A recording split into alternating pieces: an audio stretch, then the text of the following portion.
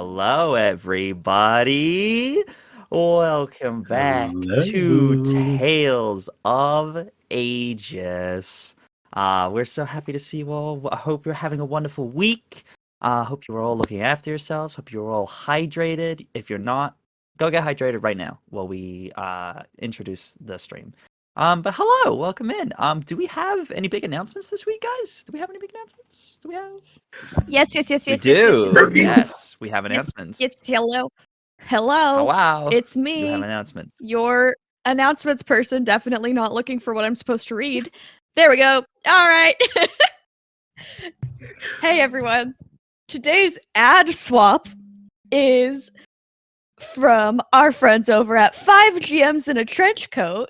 They currently are finishing up season 3 of their campaign, and it uses D&D 5e with GM Tanlin.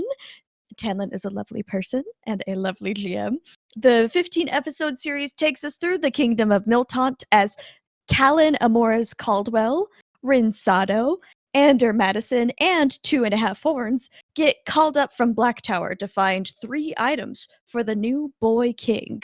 Their final episode is releasing on Monday, so now is a great time to catch up/start.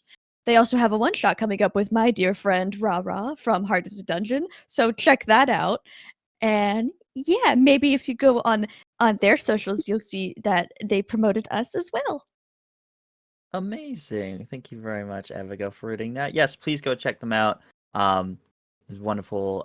Do a cross promotion, nerds promoting nerds. We love to see it. I will say that I have got some fun stuff to announce very, very soon. Some dates for some certain new campaigns coming this way have been locked in, but maybe in the next couple of weeks we'll get to announce it. Who knows? Maybe we'll see. We'll see. Quiet B is quiet. No, I will fix it. Let me make myself not quiet. Hold on. Sorry for those of you who may have adjusted me in Discord. I'm about to get real loud. There we go. That better? That should be better now. I've adjusted myself by 20. That should be good. Whoa, we got an Inspire player for 4 people, so one of you isn't inspired. No. Sucks to suck. Who is it? Nose goes. No, it's all of us. It's all of There us. we go. Oh There we no, go. it's now all of it. Sorry, Lissa okay. did all the Thanks, Lissa. inspos, and then the last Lissa. one didn't happen. And I was like, well, someone's not getting inspired, I guess. Someone's not the favorite No, child today. I'm like, I would have volunteered. If I were to vote, still have it'd No, be Tom. I would have Because volunteered. Tom rolls still have too inspo well for all the most time. Fine. You know what? If you're all gonna volunteer, I'll just take all 5 inspos for my NPCs Yeah, today. sure. No. Yeah. No. I'm down. I think so. I use it every week, so I have a weapon with me. Literally same hands. Incredible. Speaking of last week, what happened last week, guys? Well, in last session of Tales of Agius, the party learned a little bit more from their new Githyanki friend that they made in the Crash Nautiloid that they found just off the road.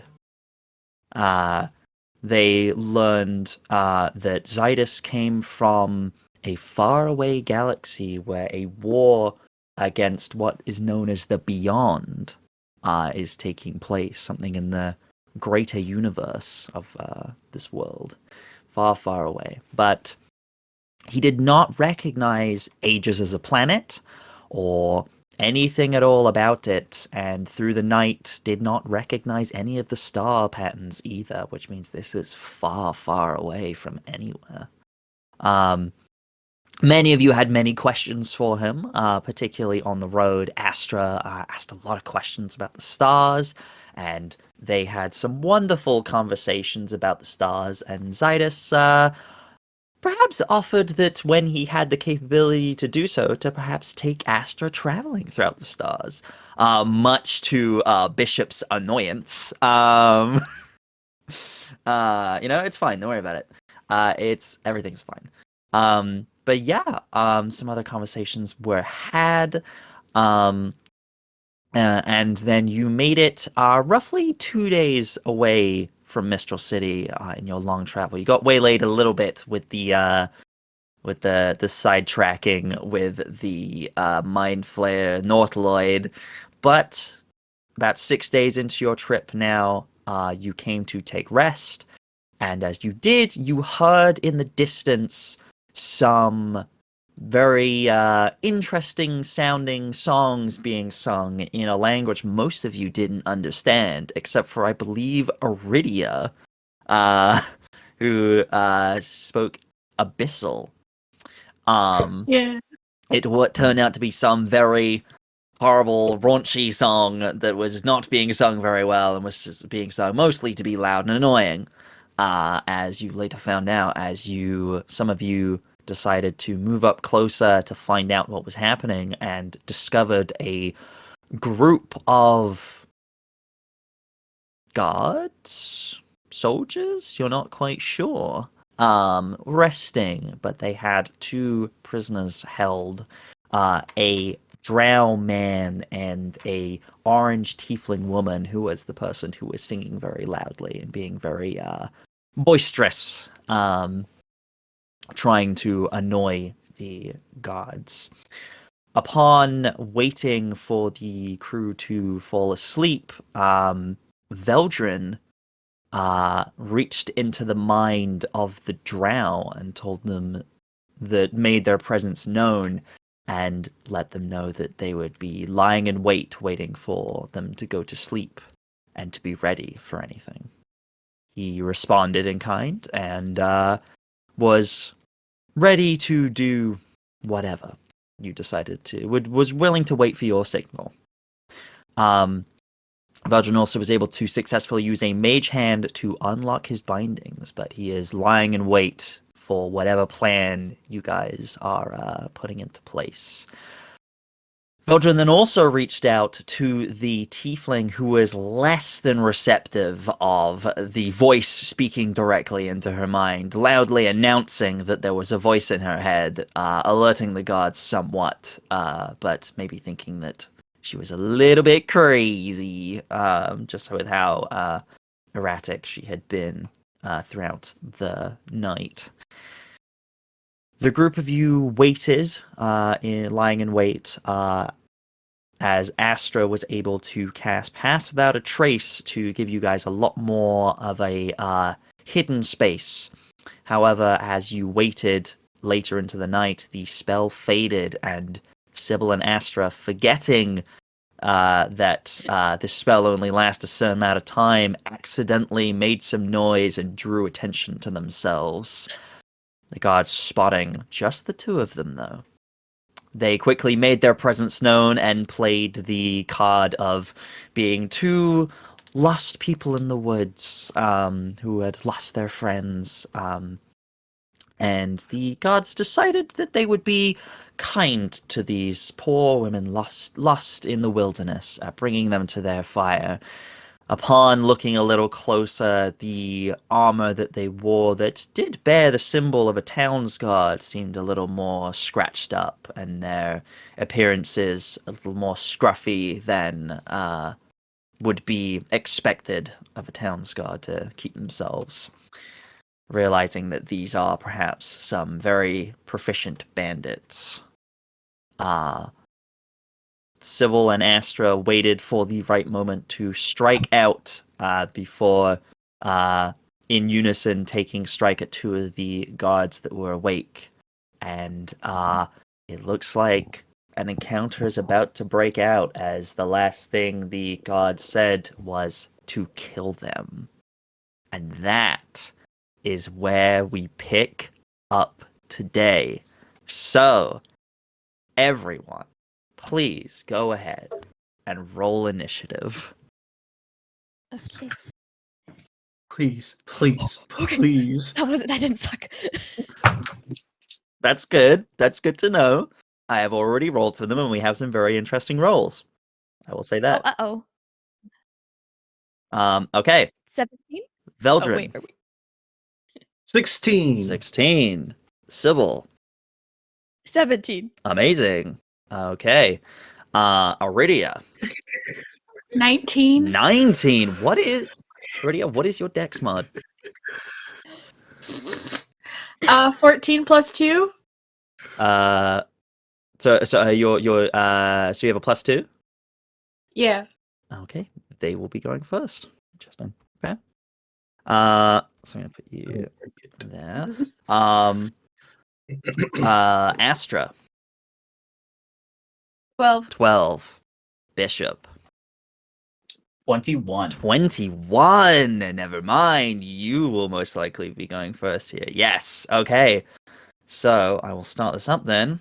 So that makes so much sense given everything that's happening. Bishop kind of lying in wait, kind of being like, Veldren, you gotta hold me back here. Kind of seeing this signal, seeing that a fight is breaking out, hearing that these gods have said shoot to kill. You're not holding back anymore. Bishop, you are at the top of initiative. What would you like to do as you are currently lying in wait in the bushes? Well, I'm gonna first shake off Veldren's grip, and Bishop is very animalistically on all fours running Mm-hmm. towards this group. Uh, Uh-huh. bonus action, popping Form of Dread. Okay. So that's Incredible. 10. All right. 10. So So that's an additional 12 temporary hit points. do people need to make wisdom saving throws with that for fear, right? No. It's when I Only when attack. Oh, only one attack. If they Gotcha. hit. Yeah. Oh, Okay. attack, which is about to happen. So, Yes. Which one are you attacking? I would like to leap at the face of the one next to Aridia. Next to How Aridia. close is? Or towards Astra. So it's Astra. Okay. And if memory serves, like the four of them, the girly pops and the two Kingsguard are like all kind of clumped together. Yes, they are sat together on a log by the fire, and then around them are the other guys who are kind of starting to stir. They're like, "Whoa, what's going on?" But they are not fully conscious of what is happening just yet, as you have reacted quicker. Perfect.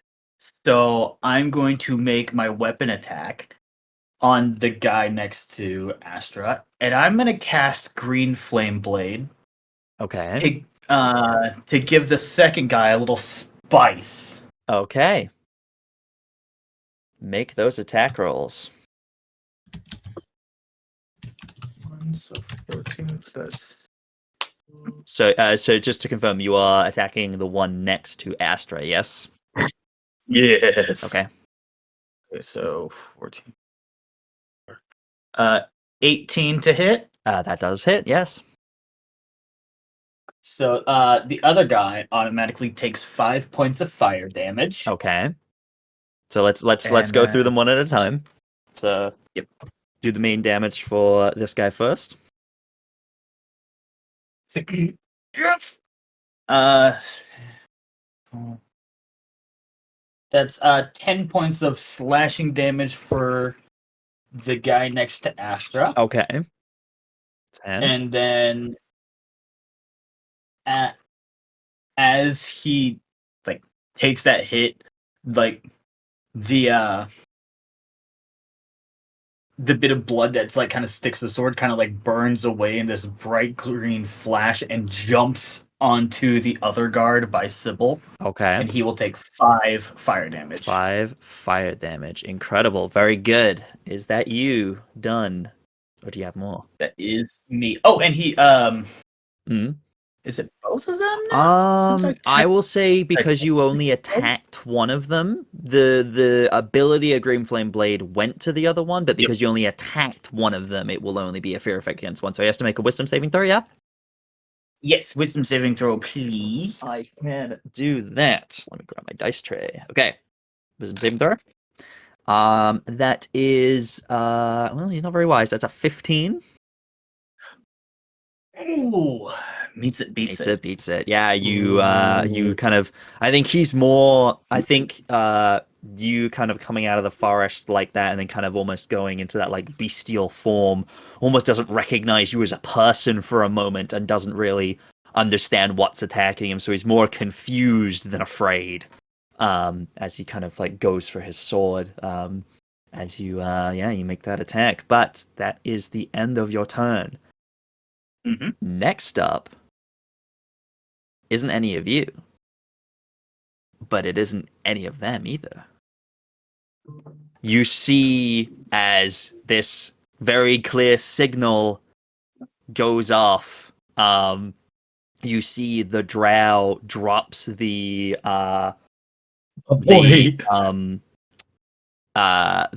shackles that were on his hands, kind of around his wrist. He drops them to the ground, unlocked, takes half his movement to stand up, and will run past the guards that are currently semi-conscious, so they cannot make I will say that they cannot make opportunity attacks against him at this moment, as they're not fully aware of what's happening, as it hasn't reached their turn yet. They're kind of surprised until their turn.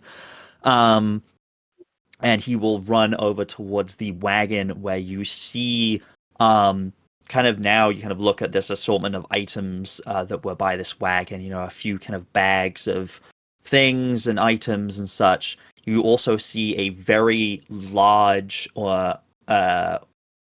great sword kind of placed against it.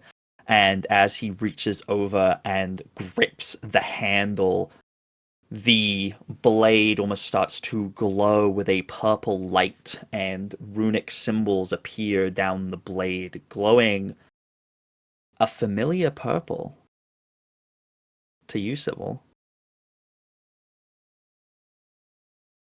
Similar to your magic. Another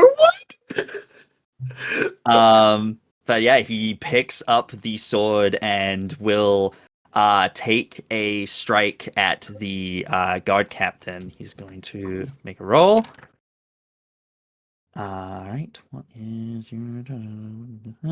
okay, that will... Yeah, he will hit with that. He absolutely hits with a 21. Hi, guys. Here's the fun part of the game where the DM fights themselves. It's great. That will only be 20 on B. No, sorry, that would be 6 bludgeoning damage to him, which is good. 6 bludgeoning damage. Okay, wonderful. But that is all he's going to be able to do in that. Next up, it is Aridia.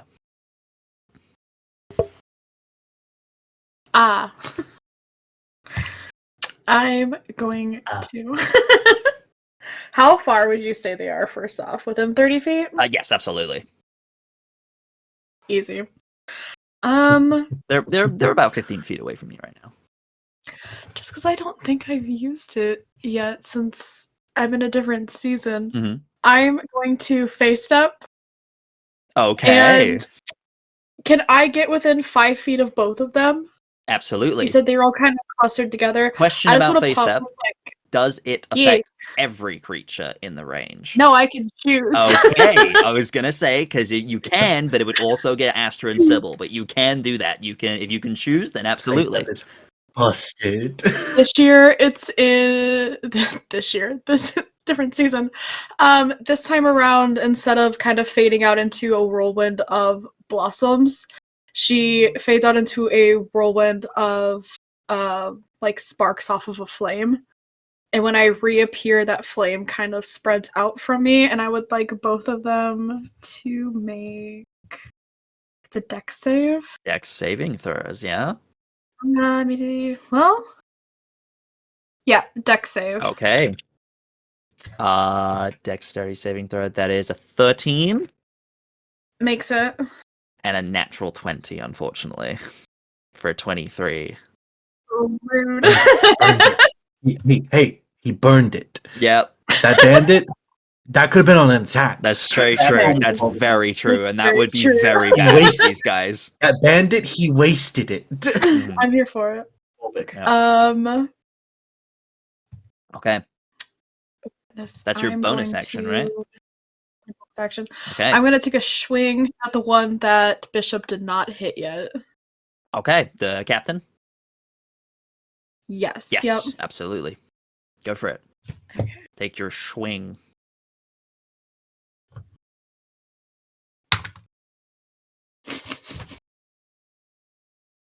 Miss. Mm-hmm. It's a natural one. Natural one. Oh. Oh no.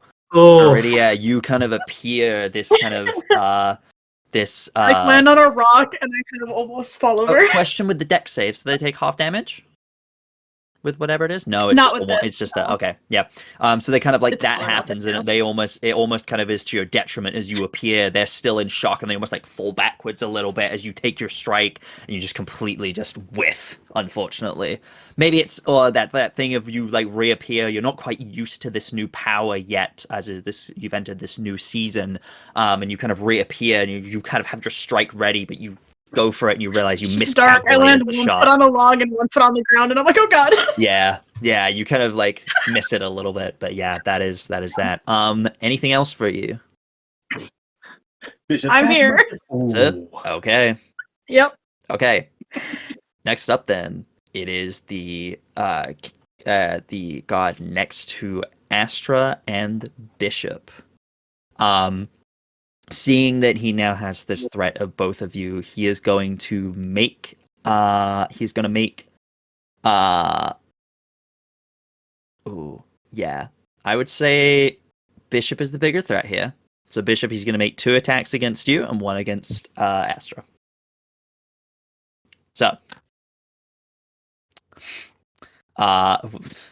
okay. Well, the first one's a 24.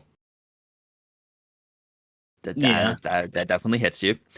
Oh no, second one's a 23. Yikes. Well, those both hit you. I will roll your damage first. Okay. So you take, I'll just roll the damage altogether. Okay, that's not too bad. You roll you take well, actually that's quite bad. You take And they 10 have 10 hit points. slashing damage. They have That's 10 hit points. that's not bad. I still got some HP left. You do. And I'm gonna do my due diligence and say fuck this guy and Hellish Rebuke. Hellish Rebuke. Okay. Dexterity saving throw? Yes, please. Man. Oh no, the dice are against you tonight, guys. That's a 19. Okay, so we'll take half Oh damage. no. The dice really said That's fuck alright. you That's guys alright. tonight. Okay. 2 13s. Well, my Get a dice pen. also said fuck you, so that's 19 fire damage. Halved because it's saved. Halved, so Mhm. 9. So 9 fire damage. That's good. That's good. It's better than nothing. And then Astra, there's an attack coming your way as well. That is only a 9 though, so I don't think that will hit you. No, that doesn't hit. I was gonna say after those 2 hits against Bishop, you're like, oh god. I thought you were about to say it's AC a is natural 20. 14. Yeah. Her AC is 14. She wears ball gowns. Yeah. Yeah. Listen, ball gowns. Jumped in front to take great. the attack. But yeah, there's that. And he's just gonna call out. He's just gonna let out just a cry from like the fire pain. And you see the other guys are all starting to like sit up and aware of what is happening. As they all start kind of trying to stand and pull weapons, as all 5 of them are now up and about. You do also see, actually no, we'll wait to return an initiative, actually, never mind. Next up is Sybil. All right. So Sybil cast that spell for the first time on accident on this guy and was like, oh, actually, that seemed like that hurt him pretty bad. So we're gonna try it again. She is not paying attention to the rest of the combat at the moment, so she has not seen the other rune child within this area. So that's a later problem. Well, you don't know if he's a rune so child. the other person with the runes. Similar magic.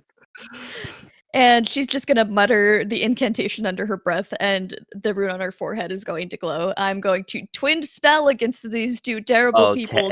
Mind whip. So that's going to be intelligence save DC 15 Intelligence on both throw of them. DC 17. Roll your d20. 15. DC 15. I'm the littlest guy. Okay, I passed the check, so DC's up to 6. DC is up to 6. Oh, that's getting high That's the now. highest. That's getting high That's- now. that's Okay. That's where it was last So time. intelligence saving throws, yeah? Yes, intelligence saves DC 15. DC 15. That's a natural 19 on the first one. Kill them. Natural 17 on the second one. Okay, that's fine. They will still take half damage. Okay. Sale. Let's see. The dice are not with you tonight, guys. Fuck. So that's just 11 points of psychic damage. Then half. both of them? Is it? I think it's half damage Half. for them. Okay, yes, because they. Yeah, half damage. So 6. yes, I mean, so with it'll how be we've been rolling, we 6, kinda 6 had it coming. Okay, we'll round up and say 6, yeah? I thought we were rounding up. Yeah. Yeah, 6. Cool. Good. Okay, so 6 to him and then 6 to him. Cool. Awesome. All right. Anything else from you, Sybil? just double checking something super quick. Very good with the twin spell, though. nothing That's else. very good. Good stuff. Thank you. Nothing else for me. Okay. Next up is Veldren. Hello, hi. Question about the battlefield. Yes. How many of them could I hit in a 20-foot cube without hitting my friends? Without in a 20-foot cube hitting none of your friends? Yeah. 0. Yeah. We are 0? We are around. You are around a small campfire. Two of them are basically sat next to Sybil. Like the lineup that we had at the end of session was they were sat on a log. Each end is a god. Sybil and Astra in the middle. Yeah, Bishop is it would now be right next to the between one them. next Yeah, to so I'm not Astra. gonna do that. Aridia is now also next to the other one. So you have 4 allies in the way. So unfortunately, you can hit Yeah. none Are of you them talking without hitting about- any of them. Are you talking about trying to get the ones that are like waking up? Yeah. Which like what's how many are waking up? Like how many other ones are going to be here? Okay, you would. So, 20-foot cube. You wouldn't hit any of your allies. You would hit the tiefling though. In a 20-foot cube to hit like you could hit like 2 of. Okay, yeah, actually you could probably hit. No, because the drow is no longer at his tree. You can hit 2 of them. You can hit 2 of them on the opposite side away from like where would have originally hit the drow, but he's moved, so you could get 2 of them in 20-foot cube. I'll say you can get 2 of them. Could I hit the captain and not hit any of my friends? Like just the captain? Or no? Afraid not. You've got allies on 2 sides of him. No, perfectly fine. Yeah, never mind. Ignore that allies question. on 3 then. sides of him actually, because the drow's there as well. Yeah, He's like surrounded by people right now. Ignore that question. Yeah, I think I am going to take one of my daggers from like my hiding spot in the bushes. You are hidden still. right now as well. Pop up, throw a dagger at the captain for advantage. Because you are hidden, yes. Oh my god! Oh my god! Jay. Oh. With advantage, that is going to be not a lot. It's going to be 11. 11? That does not hit. I'm afraid. 2 4s. And then I'm going to cutting action hide back into the bushes. Okay, yeah. The dagger kind of like clanks against his armor. He kind of like turns around to kind of like see you, and you're able to just make that roll for me. Yes, absolutely. That is going to be 15. 15. Yeah. Okay. Yeah. Sure. Okay. Oh, Yeah, you pop back into the bushes with 15. Cool. Good to know. All right. Next up, one of the guards stands up and is gonna see all of you attacking their allies. Is gonna see that the captain is surrounded by 3 people, and that is kind of a big threat right now. He's gonna come up behind you, Aridia, and he's gonna try and strike you in the back, unfortunately. Go for it. I'm not gonna use flanking rules to give him advantages because that'd be fucked. But Hey man, go for it. he already has 3 Hey. attacks, I'm afraid. So that I'm not gonna do that to you. That would be rough. So the first one is a 9, so that's not gonna hit you. Oh no, sorry, an 11. That's not gonna hit you. Well, second one's a natural 19, so that is gonna. I'm guessing that's gonna hit you with a 24. Yeah. Yep. Stop bullying my sister. Third one is a Someone look at it. 19. Yeah. That hit you? Okay, 2 out of 3 hit you. I don't have a shield. I do wield. That's true. Yeah. For some reason I feel like you have really high AC. Maybe it's just I just assume paladins have super high AC. Okay. Okay. That is 10 slashing damage, I'm afraid, as he just like slashes across your back. That's fine. Hitting you. But yeah, kind of just drawing your attention. But yeah, he is kind of like flanking you now, and you realize you're not in a good spot here. And with that, then, you kind of have that moment where you're kind of hit, and the captain seems to see his moment to strike, and he has 3 enemies around him, so he's gonna take a strike at all 3 of you. So Sybil, Aridia, and the Drow are all gonna have an attack against them. The one against the Drow is a 6, so that's not gonna hit. The one against Aridia is not gonna hit because that's I can do math. That's a 12, so that's not gonna hit. Mm-mm. Okay, and the one against Sybil is a 23. Sorry, Sybil. Interception. Interception. Beats it. Okay, So I'm gonna remember the how damage. interception works. I'm gonna partially parry the blow away and try and negate as Oh, much you can damage as I you can. can reduce the damage, is it? Yes. Yep. Yep. Okay. Roll that DiMaggio, and I will roll my DiMaggio. Reduce it by 11 points You of reduce it damage. by 11 Nice. points. Not Aridia, bad. Aridia, you so all 3 of you see his captain kind of he's like surrounded by all of you, like you're all like in his face, and he's trying to like pull out his greatsword. He kind of like elbows at the Drow, but the Drow is quick and is able to duck under it. He kind of brings his sword up to strike at you, Aridia, but you bring up your blade, just clang, it bounces off, and then he just swings it round like he's gonna take Sybil's head off, but you just bring up your blade again, and you just knock it away, and Sybil, you just feel the blade just almost over your head, almost giving you like a little bit of a haircut. It was close. You like it doesn't, but like you feel the air swoosh like directly above Single your head, hair. like oh, like that would have, if that had hit, that would have been really bad. But Sybil doesn't have not Gallic touch anymore. her. but yeah, you reduce that damage to 0. There is no damage. Very good, very very good, Aridia. He also has some really shitty fucking rolls. Cool. Next up, then Astra. Okay, Astra, not wanting to hit Bishop with this either, but also knowing that a lot of her spells are more like long distance, she's gonna cast Moonbeam on this guard right beside her.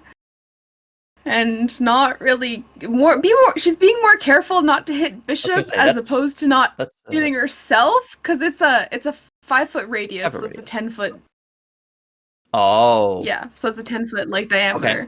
So it would probably hit Astra too.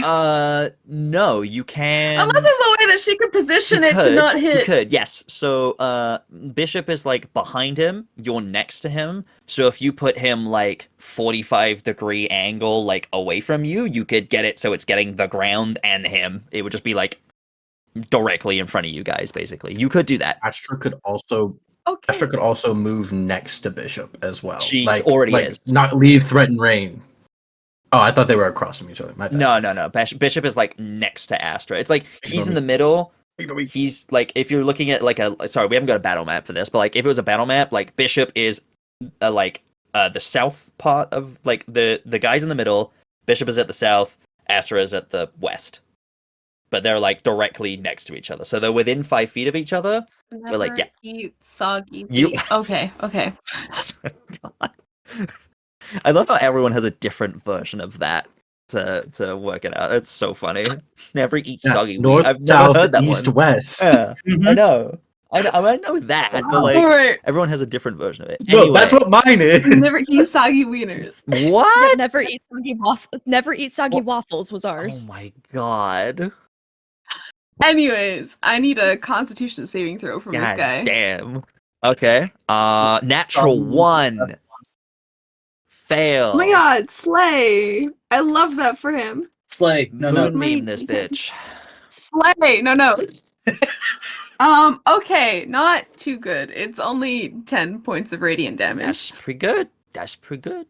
Yeah, you a radiant beam of light comes down from the sky, and you as it just hits him, he just as he starts burning, and that seems to have definitely knocked him down a peg. You could say that perhaps he is bloodied.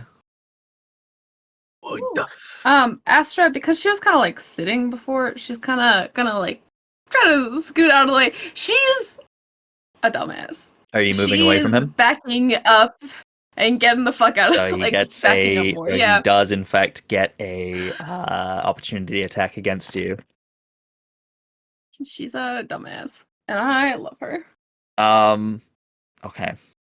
Astra, you go to move away, and maybe he's not even trying to, but he just starts waving his arms wildly, and the blade catches you with a natural 20. Silvery barbs. Sorry, Ooh. Bobs. Oh Oh. shit. Okay. Bless you. Does You see a- from the bushes, Veldren's eyes flash blue as he whispers a few words, and a slight barrier just diverts it very slightly. good, very good use of silvery bobs. Good job. That is Saving it. very good. Yeah. Silvery bobs. you. Wait, you have that? Yeah. Oh my I god, have silvery you're barbs. crazy. You're crazy. I love you. Okay. For some reason my brain went, that's only bots, right? Don't worry about it. Okay. No, wizards. That's Wizards. incredible. Amazing. Yeah, with that then, that is only a 14 to hit you. Meets it, beats Oh, I'm sorry, buddy. That does It's not a hit you. crit. It's not a crit. though. It's not a crit. It's not a It crit. could have been so much worse. And that is only 5 points of slashing damage. it. Oh, okay. Yeah, it's only one attack. It's not Guys, I got 3, so hit. it's not his turn. Guys, I got hit in a D&D game. I got hit. Incredible. Listen here. I love you. Okay, cool. So you're just backing up. Where are you backing up to? She's probably moving back, like, probably towards where our new friends are. You're moving. that way? So are you moving towards the tiefling, or are you moving towards the drow? Because the drow is currently engaged with the captain and the other two. The tiefling is still at the tree, still bound. Probably going towards the tiefling then. Okay. Yeah. Cool. Yeah. You just make your way. Especially over. because they're defenseless. Uh-huh. Yeah, because they're Yeah. all. Yeah. Cool. Yeah. Yeah, you just like move over to her, and she kind of just like she's like coming back to consciousness, as like she was asleep. Kind of like looks around, just like, what the fuck's going on? Who the fuck are you? What's?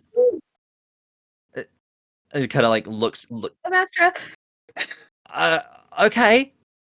What the fuck is happening? It just kind of like sees what's happening. It's like, We're saving you. oh fuck yes, and she goes to stand up, and there's like "Ugh," as the chains are still bound on her wrists. You don't have your action or anything left, so you can't do anything with this currently, but they are still locked firmly. Next up, it is in fact the tiefling's turn. So she's gonna just be like, oh motherfucker, oh so you got him out but you couldn't get me out. Alright, well. And she's just gonna just make a straight up athletics check to just fucking break these things if she can. It's gonna be very high DC, but she is very strong. So, okay, let me find her plus. I don't think that's gonna be enough, even with her plus. No, No. Yeah, I know. So you just see, there's a moment you just see like her muscles kind of like bulge in her arms as she just tries to like straight up like break these metal kind of shackles on her hands, and you do see the metal bend, but it does not break. She seems to be very strong. But that's literally all she can do. She's restrained, so she can't move. She tried to do that, and she just starts cursing in Abyssal. And just kind of looks. She's like, "You gotta get me the fuck out of these things so I can help you. I've been wanting to kill these fuckers for days." And that's her turn. Next up, another one of the guards stands up, looks at what's happening, sees the moonbeam, and is like, "Oh, I can't do anything with that." And is gonna look over to his captain, who is overwhelmed, and is gonna make his way over towards those two. And he is going to make his attacks. He's gonna make He's gonna make 2 attacks against Aridia and 1 attack against Sybil. Fuck. Okay. Well, that's another natural 20 on the first one against you, Aridia. I like it. Yeah. I don't have another reaction. That's okay. I I don't only get either. one reaction. Second one is a 15. Miss. Miss. I'll Okay. deflect that away. All right. I will do the damage against you first. So we're doing our rules of maximizing dice, right? Mhm. That's because it works for them Like it. too. So that is so that's that. And then I gotta roll. I just got you back. Oh fuck. Okay. Well. So that's. I can do math. What you got? I believe That you. is 15 slashing Okay. damage to you, Aridia. And then Okay. Sybil, you got 1 attack coming your way as well. That is a 17. Meets it, beats it. Mita beats it. Oh, I am so sorry, friend. No, no, my AC. Oh, wait, I was gonna be like, wait a minute, 17. 17. What the How do you hell? have more than me? Listen, I believe you guys when you say things to me. You know what? For Sybil, that, don't you take 8 you- slashing damage. Okay. Wait. Actually, for that, just to mess with you, I'm gonna expend my rune to make it less. Oh, I did it. I actually take 4 slashing Yes. damage. 4. So Okay. what happens Don't you have is shield? she just puts her. No, I don't have any protective spells. I suck. And what happens is when Sybil sees the attack coming, is she just like kind of flinches protectively over herself, and this like purple and blue like astral sea looking starscape shows up in front of her as a shield and takes some of it away before it flickers out, and then she takes the rest of the damage. Okay, that's very She's very cool. confused by That's it. very She's cool. just like, It's getting side-eyed from Aridia. Yeah. talk Bombastic about your side phone. eye. But yeah, that guy is now over by you guys. And then last, unfortunately, at a 4 in initiative, we have the final guard who kind of stands up and will make his way over to Astra and Bishop. Astra, you have to concentrate on Moonbeam, correct? Bishop. Oh, yeah, sorry, Astra is backed up. Remember, she moved. Oh, you're so right. Yes. Okay. Well, yeah. Okay. Well, he's gonna stand up and he sees that you're trying to. Are you like you're actively like talking to this tiefling, right? You're trying to see if you can help them. Astra has her back to the tiefling, but yeah, Has her back to the like tiefling. Okay. is just kind of in protective stance. Okay. You know, like He's gonna make his way over to you because you're trying to free the prisoner, as far as he's concerned, in his half-awake state, and he's gonna make 3 attacks against you. First one is a 7. Second one is a 15. that hiss. Third one is another 17. Oh, that hiss. Okay. Yeah. 2 of yeah. those attacks are gonna hit. That is Oh, Oof, that's a lot of damage too. That's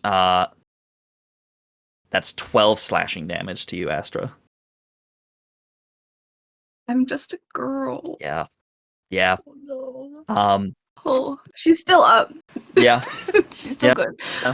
good. But that is the end of initiative as we go back to the top with Bishop. Alrighty. There is a big moonbeam in front of you and a guy burning in it. Mm-hmm. Mm-hmm. Do I need to roll con saves? Oh, you for taking do. damage? You do actually, Okay. yes. That That would be 2 con saves and they would both be DC 10. Oh. Well, the first one is a 4, so I guess I got Moonbeam goes Moonbeam. away.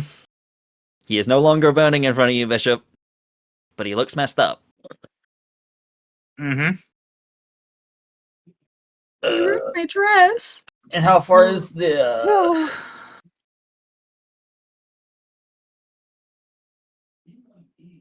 Okay, that. Wow, that really changed up my plans.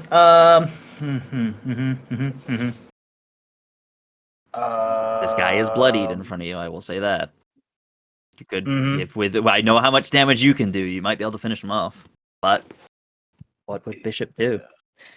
He did see Astra getting attacked. He also sees Aridia getting surrounded. Decisions, Bishop. But you got to make that decision Fine. fast. Yeah. What's Bishop doing? The split-second decision. Okay. Yeah. I'm going to pop a bonus action to use one of my sorcery points and get a spell slot back. Okay. And then my attention was originally on this guy who tried to attack Bishop in front of me, who was getting sizzled by the moonbeam. Mhm. But now a different target has been acquired. Yes. Who are you attacking? And the guy who just took attacks on Astra. Okay. I flipped for it. So you're So- you're moving away from this guy, so he gets an attack of opportunity against you. Oh, no, I'm not moving away. He's already used his reaction as well, so he would not. Oh, that's true. That's very true. Oh, lovely. Wonderful. Thanks, Bisty. Okay, I'm gonna go do my original thingy. And I'm going to feral run over to this guy. Jesus Christ. Yep. I'm gonna leap on the back of him for flavor, and I'm gonna cast Arms of Hadar. Arms of Hadar? That's a radius, I believe, right? Mm-hmm. Yes, 10 foot. Okay. That gets everyone in the radius, So- including Astra. So I'm just gonna grab him and then, if I can, spread the radius behind me, like kind of the way Astra did with the moonbeam. I don't know. So Arms of Hadar is a cone, I believe. It's like in front of you. It's a sphere. It's a sphere? It's a string. Okay. Sure. I guess that you would catch yourself in it doing that. That's fine. Okay. I'm fine with that. You will take I damage I think from it. your ra- own spell. I think it radiates out from self, so Yeah, Bishop could do it. Bishop could get 10 feet from the guy and then use it. Yeah. So it's like radiates from self. Okay, so you wouldn't be able Yeah, to go to him. You would have to go within 10 feet of him and then do it. Yes. So you would not be in physical. You would not be in physical contact with him, unfortunately. No. Okay. Yep. No, I'm going. Okay. Yeah, it's rewording it. It's going to cast, and then I'm going to be on him. That way, it works out where no one else gets hit, but I'm Okay. still Yep.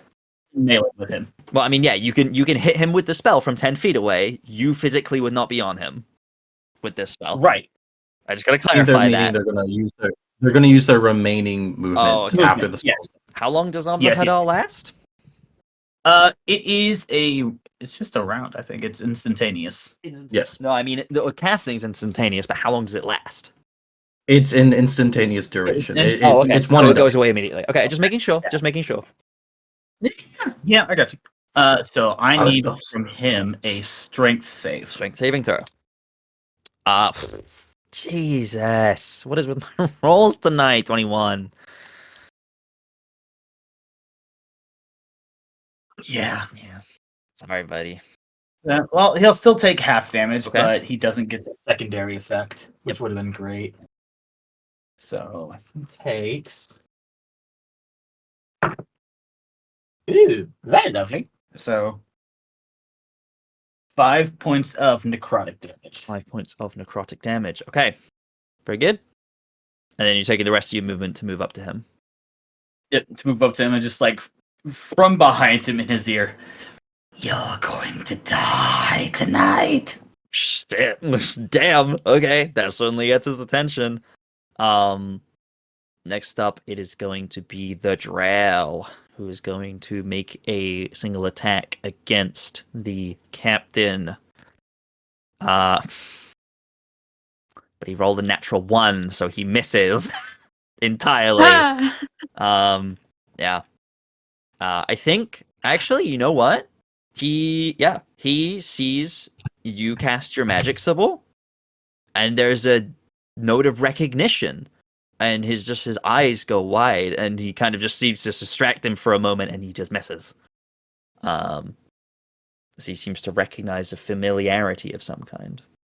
But yeah, he just completely misses, I'm afraid. Aridia, it's your turn.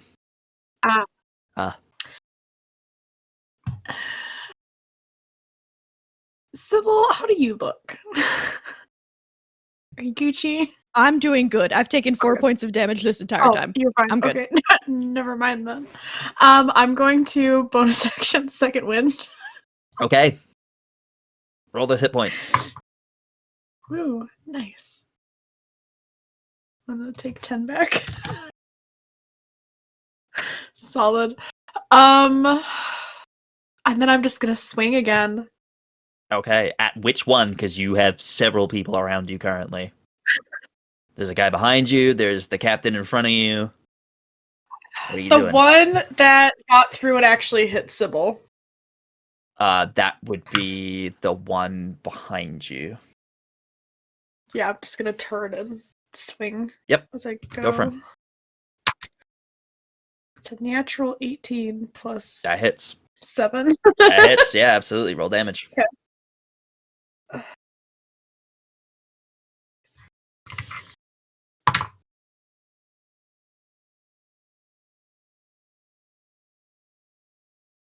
11 points of piercing damage. 11 points of piercing damage. Okay, very good. And that's gonna be what I got. Okay. Stand my ground. Yeah, cool. All right. Second wind, and you've done that. Pretty good. Pretty good. Okay.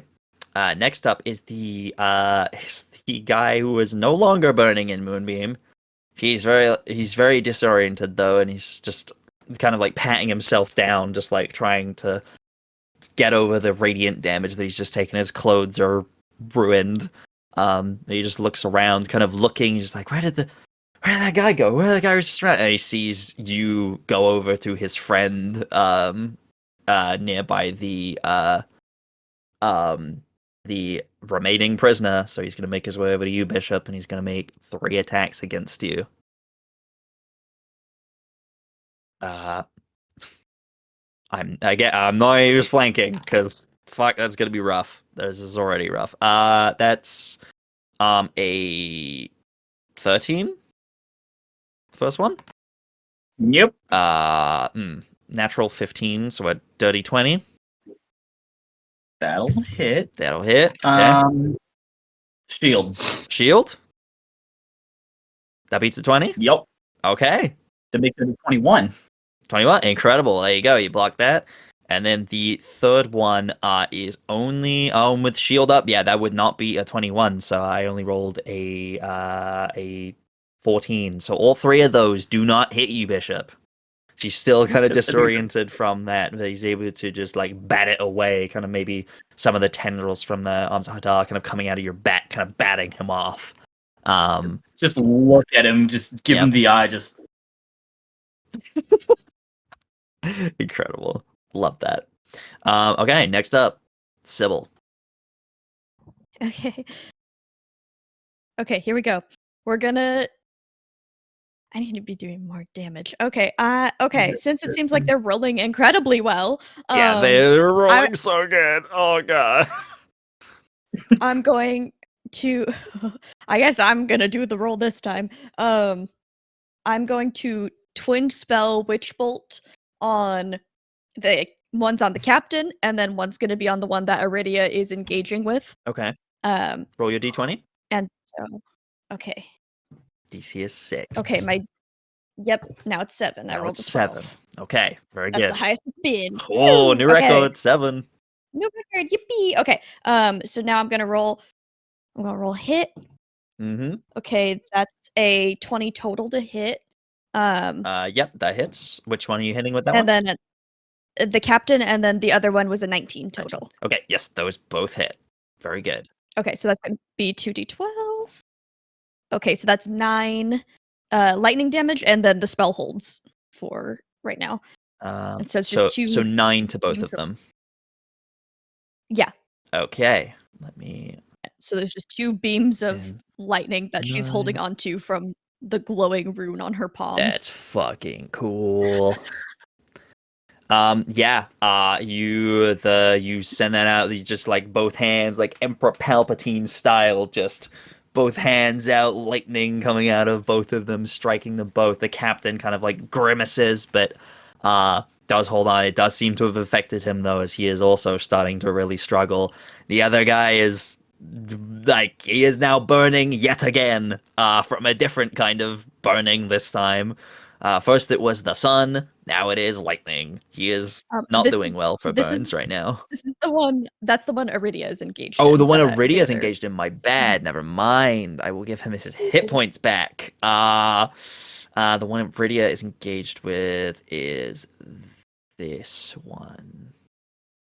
Yes. Okay. And that was 9 hit points. You said, yep. Yes. Okay. Yep. Never mind. Okay. Cool. He takes that damage. Incredible. Anything else on your turn? How many people are in my melee? Melee? How many enemies are in my melee? How many enemies are in your melee? Your melee, just 1, and that's the captain. All right. I'm gonna take a chance. Actually, yeah, he's in your melee. Would your spell have been at disadvantage because it's a ranged spell? Oh yes. Okay. Let me. Okay, that's an 18 Okay, you're good. with disadvantage.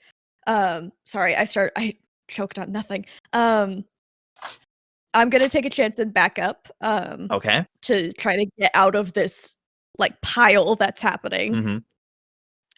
So I'm gonna take some. He I'm is gonna use my movement not to- going to attempt to hit you. He's going to hold his reaction for now.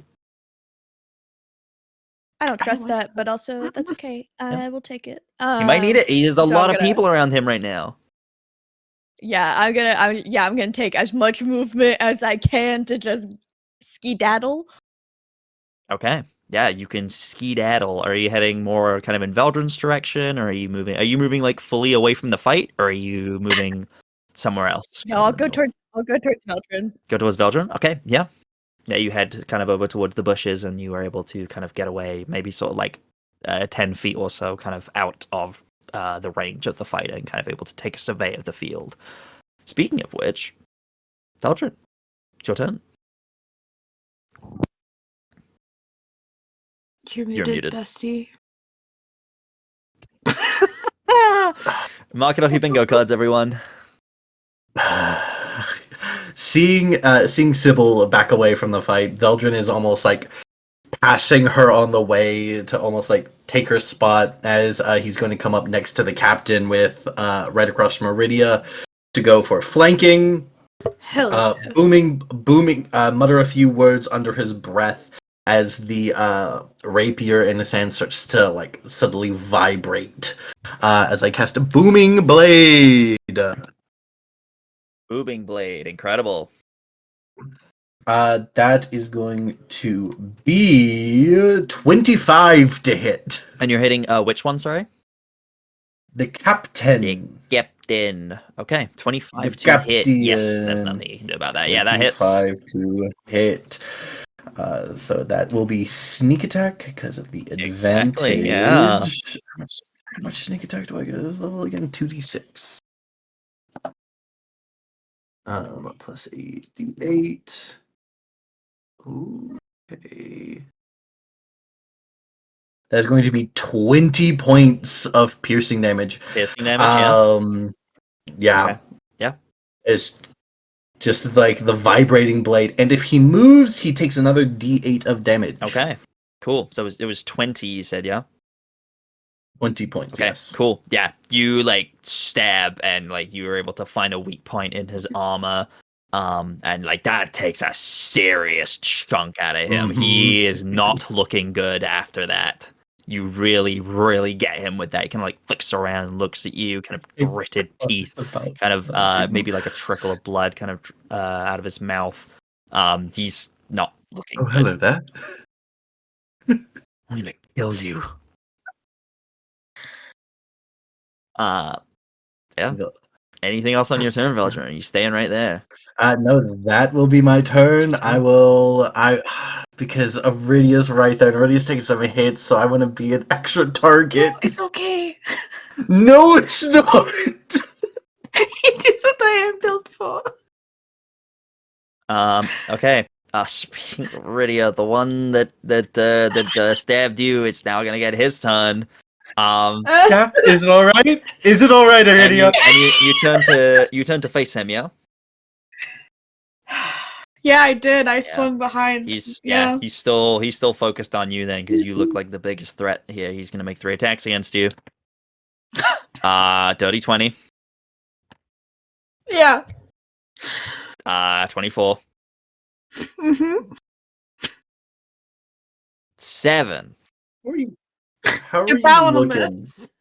Aridia, how are you looking? Do I need a... I look fine. Okay. Okay. Okay. This is my job. But how you looking, bestie? I'll save it then. This is fine.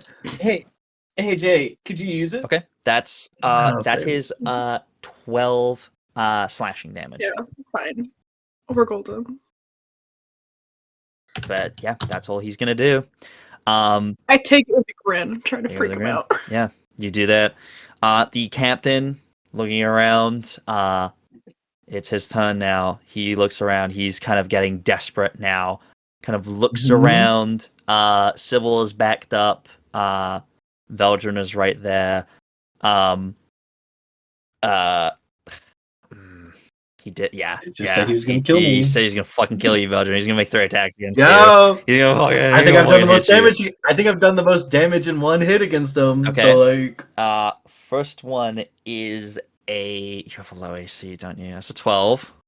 I have a 16. Oh, you have a 16 AC. Okay, actually. 12. I have a high deck. I have high Oh, decks. you're so right. Yeah, I thought you were squishy for some reason. Okay, dirty 20. Second one. Yep. Natural 18 on the third one. So those 2 are gonna hit you. That'll hit. I'll intercept haven't been- one of them. You're gonna intercept one of them. Okay. Yeah. So you're gonna reduce damage. Yeah. Thank you, mother. Thank you, mother. Okay. So roll your interception then. For the first one. Aridia's mother. I hate that. Aridia is mother. Nothing else, just mother. I reduce it by 10 points. The one of the first 2. attack does no damage then as you're able to block it. And then the second one, oh god. Well, okay. That's 9 slashing damage. 9, I'm good. It's fine. 9 slashing damage. Yeah. But he's looking desperate now. He's like swinging his sword around desperately, trying to like make space around him. He's not looking good. He's looking pretty bad. Pretty bad. Next up, Astra.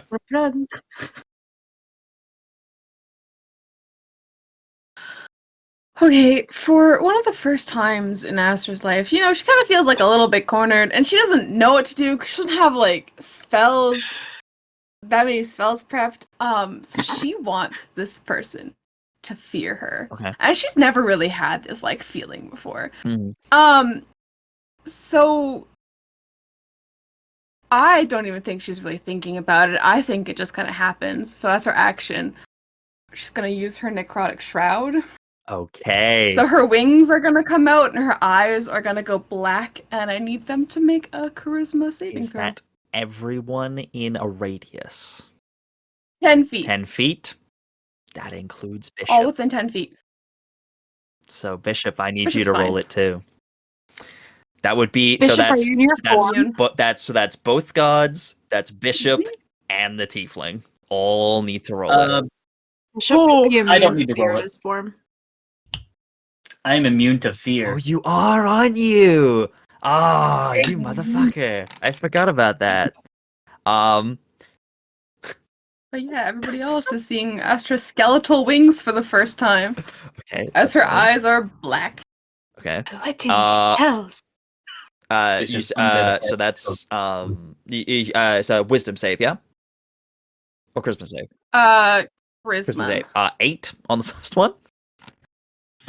Okay, they're afraid of me. The second one is an 18.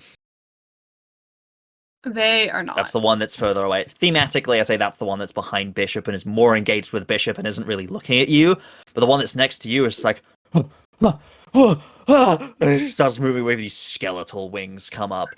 The tiefling And next to you that- goes, well, that's fucking cool. Holy shit. Should have done that from the start. And she rolled a natural 20. That's fucking metal. That's fucking metal. That's fucking metal. That fucking killed But him.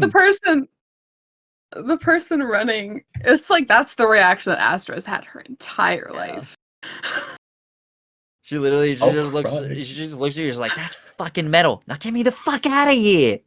Gesture to the fucking things. She's desperate, bro. She wants to get out. Take look. I know. I know you can't. She doesn't know that though. That's her. That's her action. I don't think she has any bonus actions. She hasn't gone into starry form. Mm-hmm. Yeah. Okay. All right. Next up is the tiefling, who's again just gonna make a straight up athletics check to try and fucking break these things. It's a DC 20. She doesn't beat it. She's stuck still. Next up is so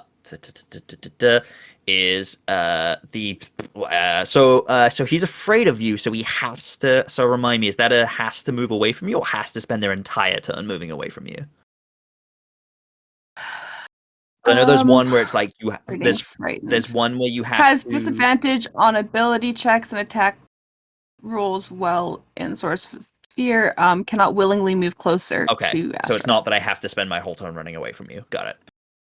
Yeah, can't approach and has disadvantage on any attacks or abilities near her. Near you, not against you, right?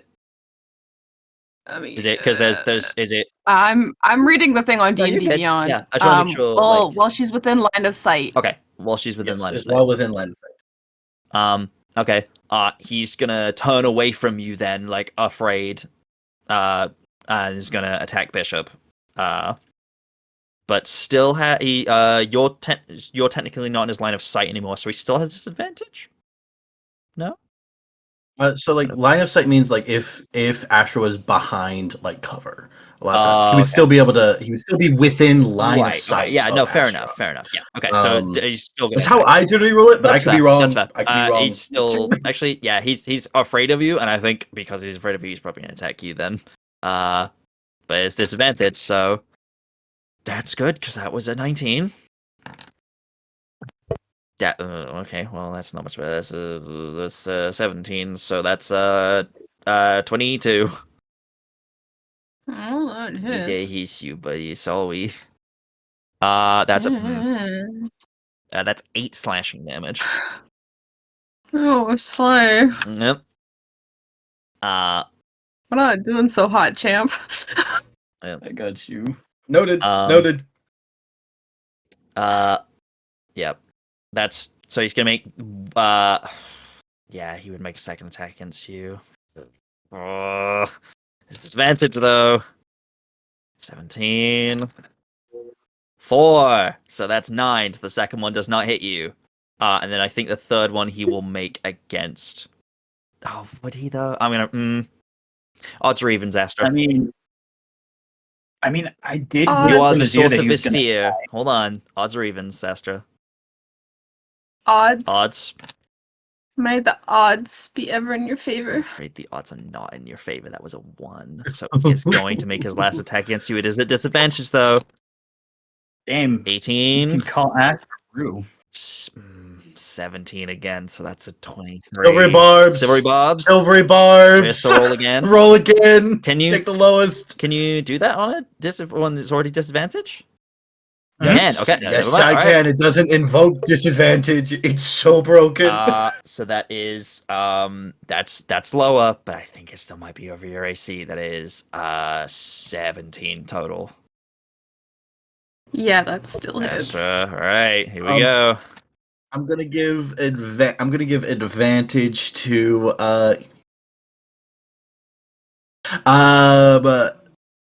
Bishop. That is Bishop, you have advantage on your next roll. that is. If I may, give it to my sister. You can't do that. Damn it. Veldren has to give it to someone. I've already chosen. Yeah. Astra. That is 4 slashing damage.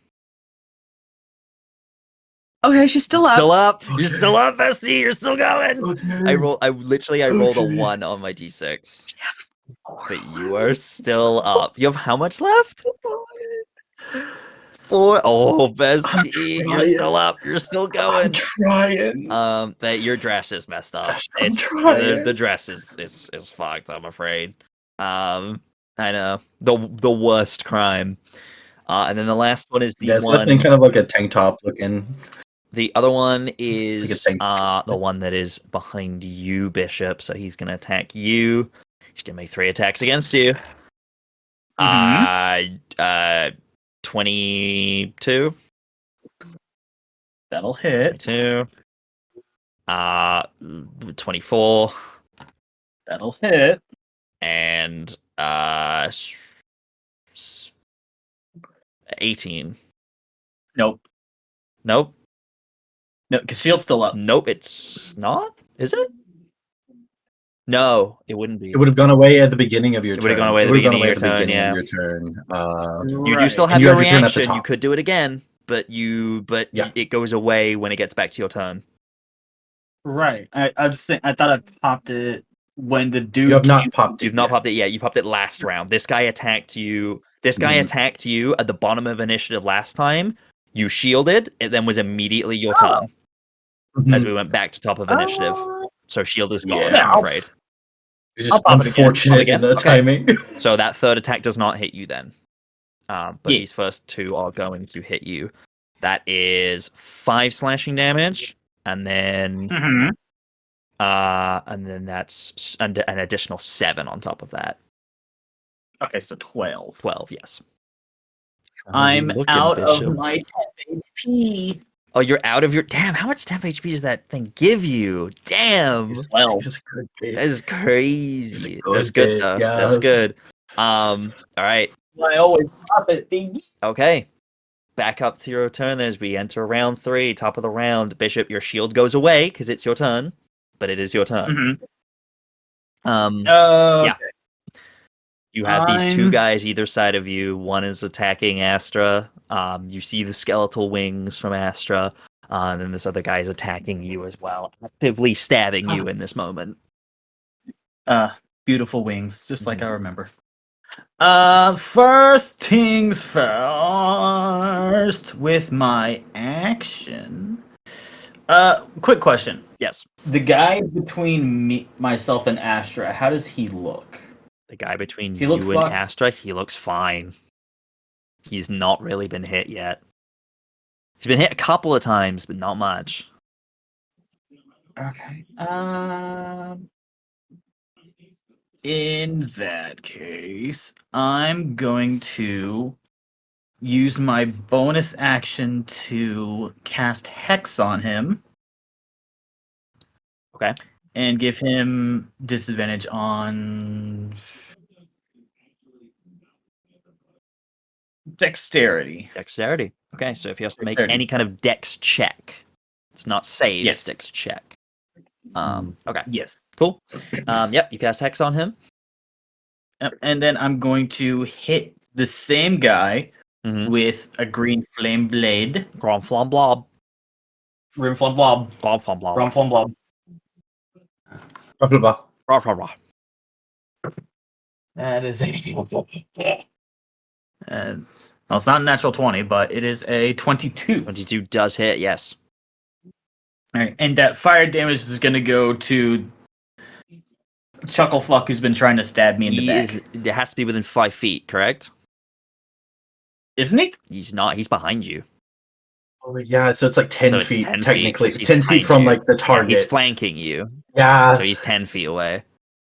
Because it's Astra. You're in a line. It's Astra, the guy, Right. you, the other guy, in a line. Yeah, that's 10 So feet from he's the 10 feet from target. you. Which it's so yeah, it's the semantics. Yeah. I love Yeah. Sorry, buddy.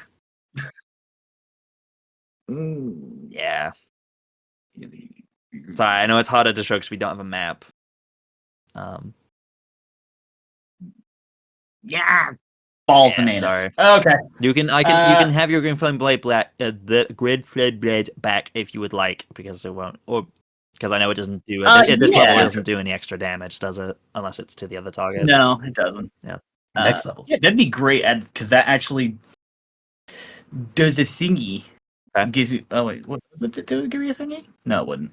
I mean, either way. Right. It wouldn't matter because it's a cantrip. Yep. Oh, that's But yeah. Okay. But you hit him though. So roll your damage. damn, it's another 6. So 10 points of slashing damage. 10 points of slashing damage to the guy attacking Astra. He takes it. It hurt. Pain. It's right. But he's still looking pretty good. He's afraid, but he is still looking pretty He good. needs to make another wisdom save. Oh yeah, because you attacked him. He has to make a wisdom save. Yeah. Well, he can't. He's already frightened. So can he really? He Not of can't be me. double frightened. I don't know if he can. If he's already frightened, I don't think he can be frightened again. I'm afraid. I don't know, because I think this is like kind of confusing I don't know, because he's 'cause Because they afraid would of cancel. They would kind of cancel each other out. There's a specific fear of He you. can be afraid. He can be afraid from a separate target, Oh, okay. from a Fair different enough. target. Sorry, this is me. Yes. I'm not sure on the ruling, so I'm It is- happy to be yeah. corrected on it. Yep, absolutely. Okay. No, fear is such a weird Wisdom one. saving throw. Frightened's Yeah. a really weird one. Dude's about to get Thank so stuck you. because he now can't go anywhere. Because he it can't go kinda backwards and he depends. can't go forwards because he's afraid of things in both directions. Some of them are only good till the end of their turn or the person who's causing it Mhm. turn, so it just kind of depends on what's Yeah. going to be the long Okay, fair enough. lasting them. He rolled a 20 wisdom save. He rolled a 5, so he's afraid of you too. Yep. Until the end of my next turn. Until the end of your next turn. Okay, incredible. All right. Thank you for that reminder, Hans. Thank you very much. Next up, the Drow. He is he's seeing that this other guy is messing you up, Aridia, and he's going to kind of pirouette around this captain, not moving out of his range, not moving out of the captain's range, but moving closer to you so he can hit the guy that's attacking you. And he's going to make an attack. That will hit. That is that's definitely gonna hit him. He rolled a natural 15 plus his thing to hit, which is so that's a dirty 20. Okay. Something interesting happens though. So as he goes to hit this guy, you see the runes, these purple runes on the blade start to glow, and the entire blade starts to glow as you see something a little similar to what you're used to, but perhaps in a different color, different to yours, as he's going to use a divine smite. He's going to smite this guy. Hell yeah. Yeah. So that's, it's only going to be a level 1, but it's all damage counts. So, the guy's going to take... I forgot I had smites. Did you really? Bestie.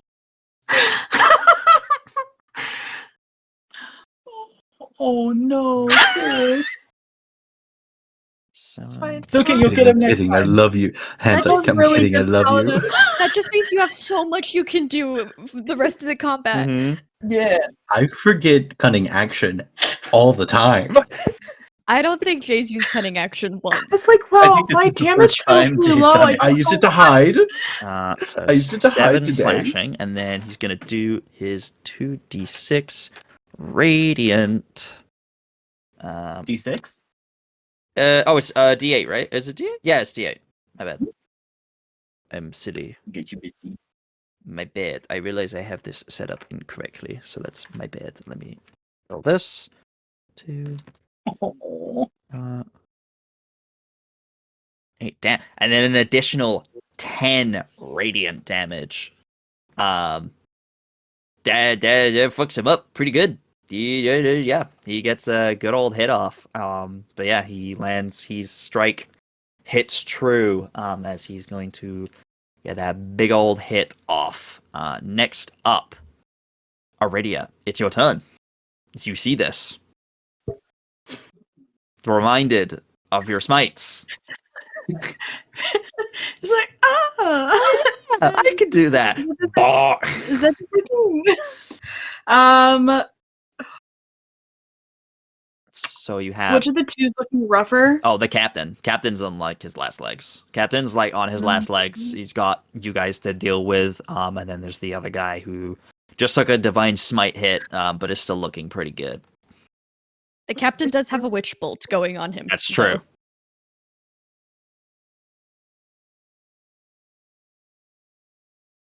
Sybil's got this. I'm gonna turn to the other guy. Okay. Yeah. Aridia, flavor timbers. Mess him up, Aridia. Jay's disappointed. No, I just know from you saying that a 1 is gonna be rolled on damage. All right, roll the hit. No. You do Yeah, I what think I Aridia was can. going to do. Don't listen to my listen, superstitious you said ass. what you're gonna do. Roll it. Don't listen to me. You got this. The first hit's gonna miss. You miss? What'd you roll? And then it's one. Oh, bestie. Wait, It's a natural Don't you one on the have- first one. Oh wait, do you have 2 attacks? Mhm. Okay, make your second attack. yeah, I'm Weapon using my fighting. bonus Two weapon action to hit fighting. two weapon fighting. Get him.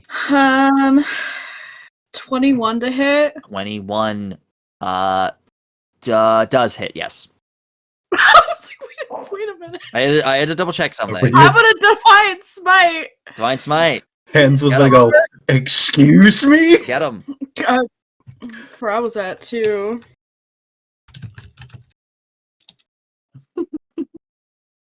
Okay. Space and- Welcome back to Jay and Abigail are rocking out to their music. Listen, I have my battle music on and I'm like, The Ashes and Blood is playing, which is Aridia's song Yeah, on my playlist. that's- So Yes! Incredible. Heck yeah. Great I soundtrack. can do that.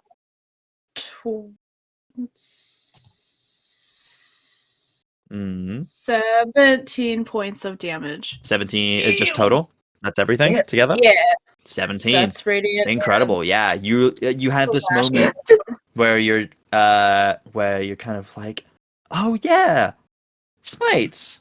I should do that. I should use the powers that are gifted to me. And you bring your blade down. He brings his blade up to like block you, and then you just bring the second blade up and just cut into him. The blade glowing, and you just hit him right in the stomach, just kind of deep gash as you deal some serious damage to him, and he's not looking good now. He's bloodied. But yeah, anything else from you, Aridia? That's it. That's it. Okay. Next up, does he take damage on? Do the witch bolted people take damage on their turn or your turn? Their turn. my turn. I have to spend an action Okay. to do it. One of your witch bolt victims is gonna hit you because you're palpatining him. So he's just gonna Okay, he's next to Aridia because it's the one engaged with Aridia that Yeah. Run! I dare you. Oh, you're so right. No, never mind. I keep forgetting. I keep thinking it's that one. Never mind. This guy is fine. My bad. Also have to Sorry. pass He's Veldren still as gonna well. see that you're attacking his friends and you're holding some sort of spell on him. Your like runes are glowing. You're doing magic. He's going to make 3 attacks against you. All right, I can take it. Okay. Would he get attacks of opportunity from No. both Veldren and Aridia? It's a different one. He's different. It's a different another one. guy. Okay. Different one. Yep. Apologies. No, you're good. 22 for the What's the- first one. Beats it. 19 for the second one. Yes. Aren't 2 engaged 19 for with the- Vel and I though, and then the other 2 are engaged with The Astra captain is and- engaged with you two. This is the other have- guy. This is the guy that originally attacked Astra. Or Astra originally attacked this guy at the very start of everything. He's the one who's been Oh yes, he's the one yes, who's yes, been yes, yes. moonbeamed and been witch left bolted. alone. He's been left alone for a little while. There's five of them. Yeah. There's 5. Yes, Yes. 19. Yes, they all hit. I'm gonna reduce I'm gonna reduce the damage by d6 by by 1. So whatever you roll, reduce it by 1. Gonna reduce it by 1. Okay. All right. Here come the attacks, buddy. Attack number 1 is 8 damage, so 7 because you reduce it by 1. All right. Second one. Second one is 7 again. Okay. Third one is you oh my doing? god, I keep rolling 4s. Another 7. All right. Okay. That's 3 con And then let me saves. roll my DC okay. 10 for And all they're of all them. DC 10. Okay. That one 14. That's a natural 1. It goes away. Okay, cool. It's my turn after this, right? It is, yeah. So it is your turn now, Cool. yep. We're just gonna. All right, we're gonna fling a. Okay, we're gonna do some sorcery stuff. Okay. Mhm. Bonus action. I'm gonna get a 2nd level spell slot left. So I'm gonna spend Yep. Very good. those points, which I think are 3, and then I'm gonna spend my last sorcery point. So all my runes are glowing right now. Mhm. Because I'm spending the rest of my sorcery points, which are the ones I don't have. Is this your My last meta magic. last spell? Last spell slot? Nope. No. I'm gaining. I still have a bunch of 1st level spells. Okay. I just want a 2nd level Gotcha. for damage. Yep. And then, you know what? No, I'm not gonna spend those sorcery points. I'm gonna make it 1st level. Okay. But I am gonna twin spell. Twin spell it. Okay. The twin spell the same targets, the captain Mm-hmm. and the other meanie that's engaged with Aridia. So the guy in front of me, he's a later problem. Yep. I can't deal with Absolutely. him right now. Yep. Roll your This d20. advantage. DC 7 now, right? Oh yes, natural 20. Natural 20. DC is now 8. Good job. Okay, and then man, I wish I rolled that for. Yep. Gosh dang it. Okay, Okay. so that's 19 to hit the captain. Into the captain. And- This is an attack roll, yeah? Technically? Yes. Okay. Let me. No, it's not melee attack. Never mind. Ignore me. Yep, that hits. All right, and then 19 to hit the other guy. Yeah, it hits both of them. Okay, Incredible. and that is 8 lightning damage to them. 8 lightning damage to both of them.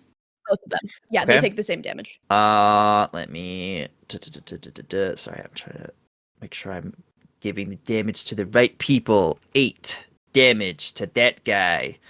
And then 8 to the captain. Okay. Yes. Sybil, I have to ask you a very important question.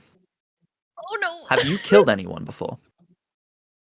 Oh, No. fuck.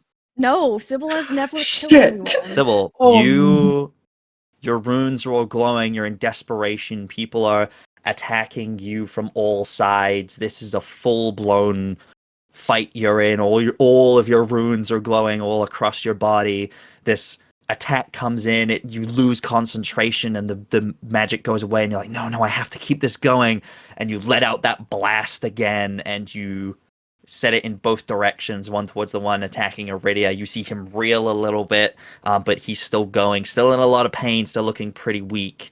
But the captain You reach out your hand to him. You strike him. He kind of holds up his blade defensively, but the lightning kind of crackles around it and just strikes him in the chest, leaving just a burn mark.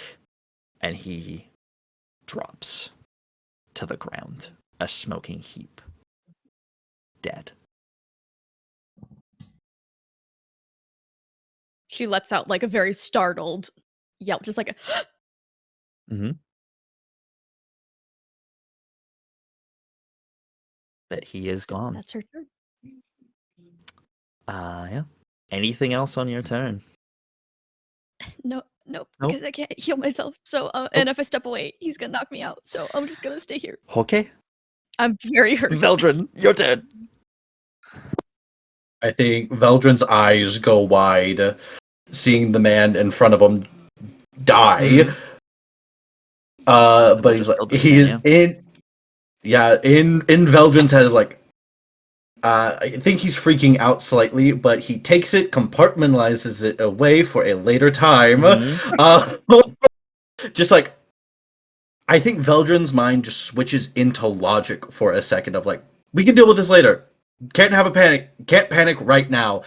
I think Veldren's going to like grab the armor of the captain, take his dagger, take his rapier, and loudly bang out like on the metal armor and the rapier in thieves' cant, what would be a symbol to run, to surrender. And is going to look to the rest of the band and say, "One second. Your leader is dead. Flee now, or the same might happen to you." Make me an intimidation check. With advantage? I'm gonna say With advantage?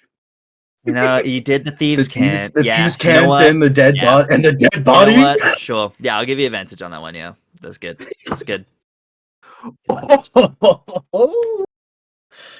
It's pretty good. Okay. Really glad I had advantage.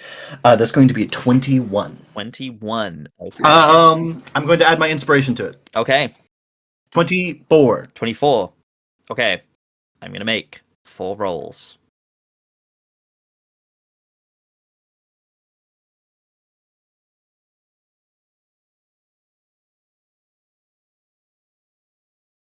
Okay. You say all of that. We are still actively in an initiative. But yeah, you say that. Do I know if any of them succeeded? What if they are not intimidated by you? Yeah. I will say right now, you're not sure. You will have to wait for them to react. Oh, I wanted to use silvery barbs. You'll have to wait. Okay, for them to react. I'm afraid. Your words and hit I'll them, and they all look at you. Yeah. They all look at you. They all. And if see that's what my you've action, done. that's my action. Yep. If that's my action, that's my action. Yep. Okay. Next up is this one, which is that is one of the ones engaged. That's the one engaged with Aridia. Aridia, the one that's engaged with you, looks between you and the drow, and then hears Veldren's words, looks at the body, looks at all of you, and will he will stand he will tentatively take a step away from you. He's not attacking you, he moves away. Aridia, what would Aridia do? You're gonna take the attack of opportunity? Yeah. Okay. Yeah. Okay. That's my sister. Yeah.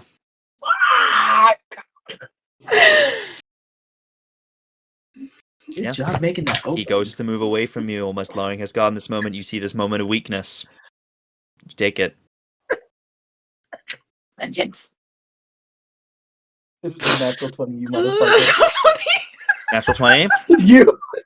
Okay. Okay. Cool. I have to ask, are you putting smites into I this? tried so hard. Yeah, why not? Okay. I tried so hard to spare them. Okay. Aridia's a soldier. Aridia, yeah, you see this moment of weakness. You see him lower his sword and go to step away from you, and you are just too locked in on this fight. This enemy has done a lot to you, and this is Maximum life or roll, right? death, and he has chosen is life or death. death. He has chosen weakness. You strike at That him. was a vengeance, bitch. It's max and then roll. Yes. Including Okay. your smites. So whatever smite you add, 8. maximize it. Aridia. I love Aridia so much. Like I said, that oath of vengeance is a bitch. I love her to death. Veldren's gonna strangle her. You can try. 31 points of damage. 31. Yeah. Aridia. I, without even really looking, the pulse of my god's energy pulses down into my sword, and I just fully get up and hit him. Aridia, I guess I'll ask you fully because you do kill him. How does this look? How do you want to do this? He takes that tentative step, and I just step at the same time he does, and it's just that full swing without even like really looking. It's like out to the side. And then I turn and face the other two that are still alive. Yeah, you strike him just straight across the chest. His he has this moment where he hears Veldren's words. He seems to believe it. Lowers his sword and steps away from you. You take advantage of it, and you just straight across his chest, and he drops dead. Yeah, that's 2 out of 5. Yeah, that your turn. That was just my reaction. Oh yeah, no, that was his turn. Yeah, His turn. he's dead. So that's him. Next up would have been the captain, but he's also dead. So next up then is Astra. Astra, not knowing thieves can't. I spoke in normal common. You The do words hear I Veldren's spoke were words. in normal common. I will say you do Just hear no- Veldren's words. Everyone heard Veldren. Oh, Everyone heard Veldren. just- However, you did also just see what Aridia did. Yeah, that is also They're not, true. they're not gonna run now. Hear You do me what you out. want, You don't know bestie. that. You don't know that for sure. Astra's full of rage right now. I will say. because 1, she's so hurt right now, and Yeah. 2, like I will say. So I'm just going to say mechanically, just so everyone knows, because of what Aridia did, they are going to re-roll, which could be better. Mhm. Some of them They may have should be been- more afraid. Yeah, they're now. It's now. Yeah, they are now remaking that role. well, okay. Oh. Astra, however, is going to use primal savagery. Mhm. And her finger, of course, are gonna like blacken. Well, they're already blackened, and then she's gonna have like her claws are gonna grow, and she's going to try and like swipe at this person in front of her, to like swipe at his throat. Like, Yeah. Okay. she is angry. Go for Like, it. if she can like grab onto his throat, she would. Okay. Go for it.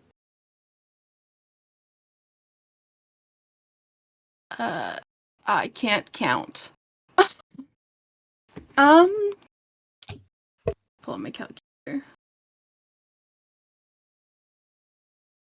I'm gonna use my inspiration.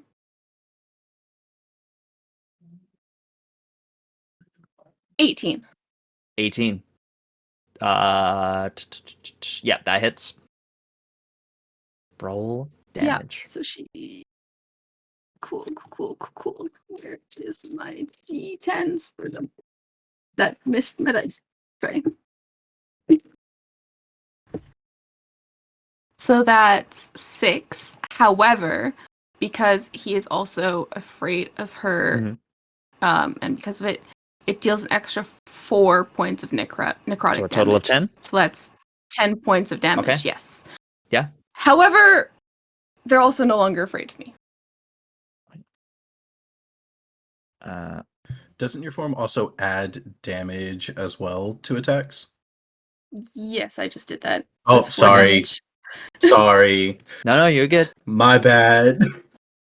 No, you're All so, good, You all are good. so good. You are so good. Everything's So fine. she is angry Yep. and grabbing this by the throat. Yeah, no, absolutely. That absolutely makes sense. Yeah, okay. You do that. Anything else on your turn? I don't have bonus actions. No? Alright, that's No, it. nothing Okay. else. Tiefling's turn. Oh, wait. Hold on. If she could break out.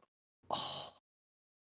You, Astra, kind of in this moment, you look and you've seen this. She's been like every single time she's been like trying to break these chains. You can see the way she's doing it. She's not just like shaking them or like doing whatever. Like she seems like she's done this before. She's like bending the metal purposefully. You almost see like almost like fire almost start to glow on them as they start to almost like melt in her hands a little bit as well as she just twists them and they snap in her hands as she stands up. That is her action, and she's gonna take her movement to stand up. Just looks down at her hands, just like, "Oh, you guys are fucking dead."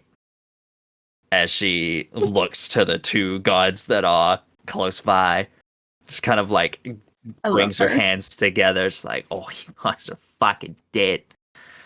And yeah, that's gonna be her turn. Oh boy. And now it is the two gods who I'm now going to re-roll their intimidation rolls, or against the intimidation roll. Okay. Astra, the one that you were kind of like, you said you were like gripping him, like almost like holding his throat with your primal savagery, like thematically. Yeah, she's grabbing him by the throat Okay. because she's. He seems to hear the words, seems afraid, and goes to kind of almost like move away from you, but isn't attacking you. He would be moving away from both Astra and Bishop, but he's not attacking either of you. What would you guys do? I don't made have any reaction spells. But you I made a promise. have physical attacks though.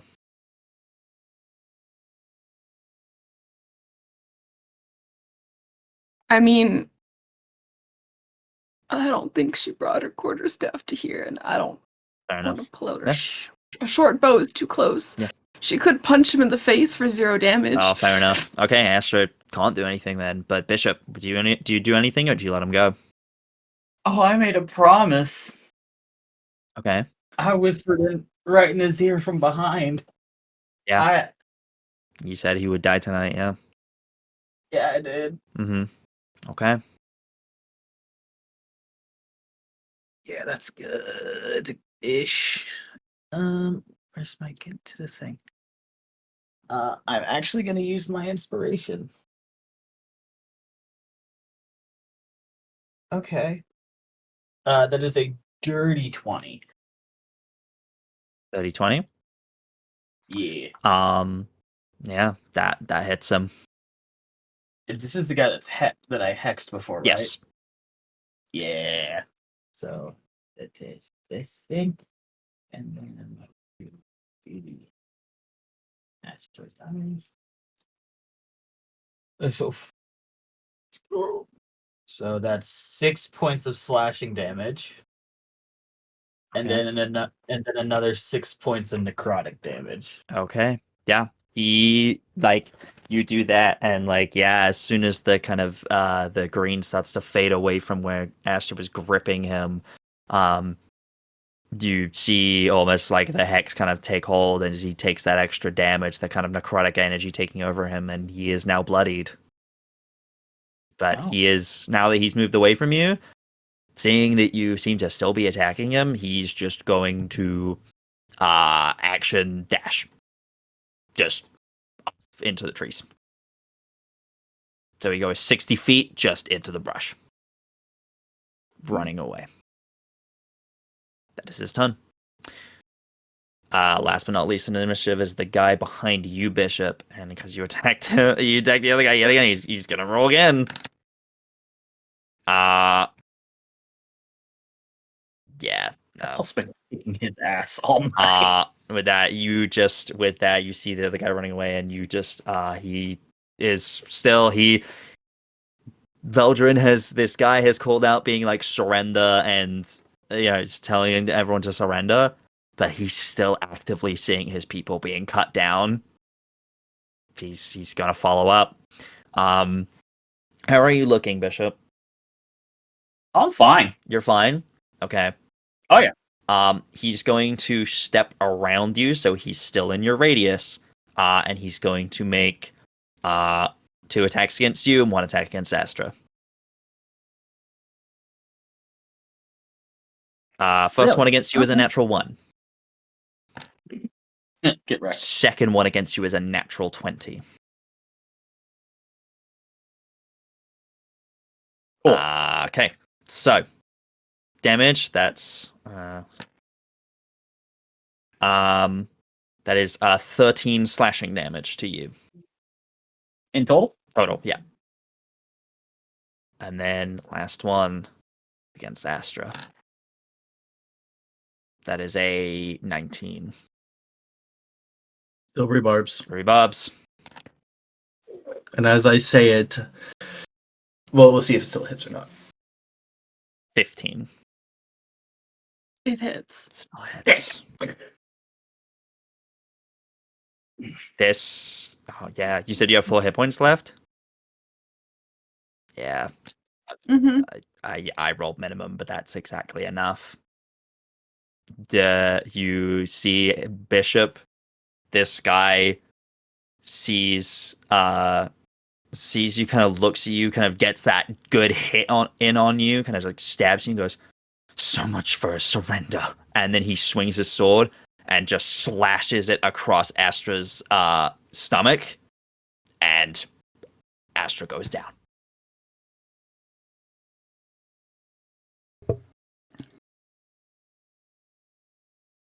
Slay, no notes. We go up to the top of the round to you, Bishop, As they collapse. as you see Astra take that hit, the dress cut to shreds. Astra kind of holding their stomach, kind of, and she drops forward, laying in the dirt. Mm-hmm. What do you do?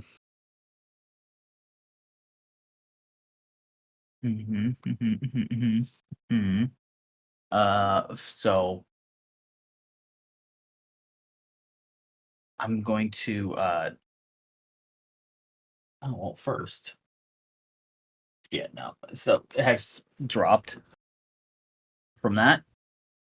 So I'm gonna use another slot and re-up Hex on this guy. You're gonna hex on him? And Okay. And yeah, I'm going full feral. I'm trying to rip him apart. Okay. Make your attacks.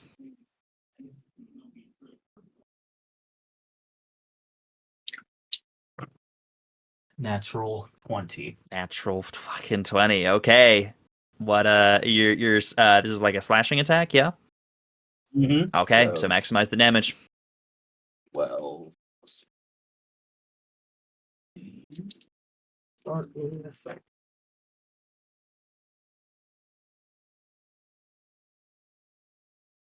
12 points of slashing damage. 12 slashing. And then 11 points of necrotic damage. 11 necrotic. Okay. Yeah. You take a serious hit to him, and now he looks bloodied, but he's still very much up. But yeah, is that everything for you? Unfortunately. Okay. Next up, it is the Brow's turn.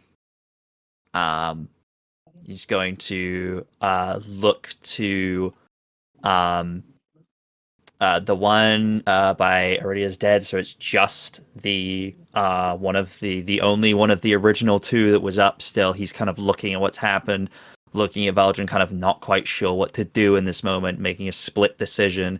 The drow is going to turn his blade towards him, hold it up to him, and just give him a look. He's going to hold his action. But he's making it very clear, it's like, you do something, I'm hitting you.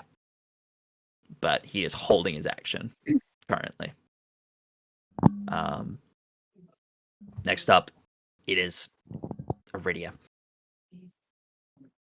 You see the drow kind of turns to this other guy, blade held. He's holding him at blade point, basically, and is very clearly going to do something if this guy doesn't. There is a standoff happening between these two right now, as this guy seems to be looking down at his captain, who's dead, looking at Veldren, looking at you, looking at the drow. He's seriously outnumbered.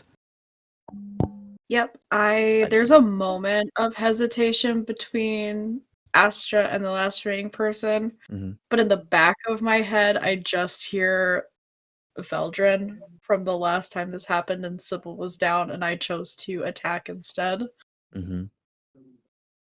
And instead, I'm going to dart over to Astra. Okay.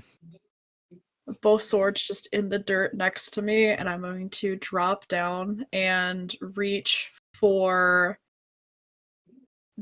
that pool of energy that I've been gifted. And you see kind of the green energy flow from my arms down to my hands and kind of spread like vines across Astra, and her wounds will start to close up. And I'm going to give you all 15 of my lay on hands. Okay. Astra, you are back up. Your eyes kind of flutter open. You feel life energy drain back into you. That cut across your stomach seems to heal. Some of your other wounds also start to close. The dress still torn, but you are doing much better than you were 5 seconds ago. It's okay. I've got you. Yeah. And then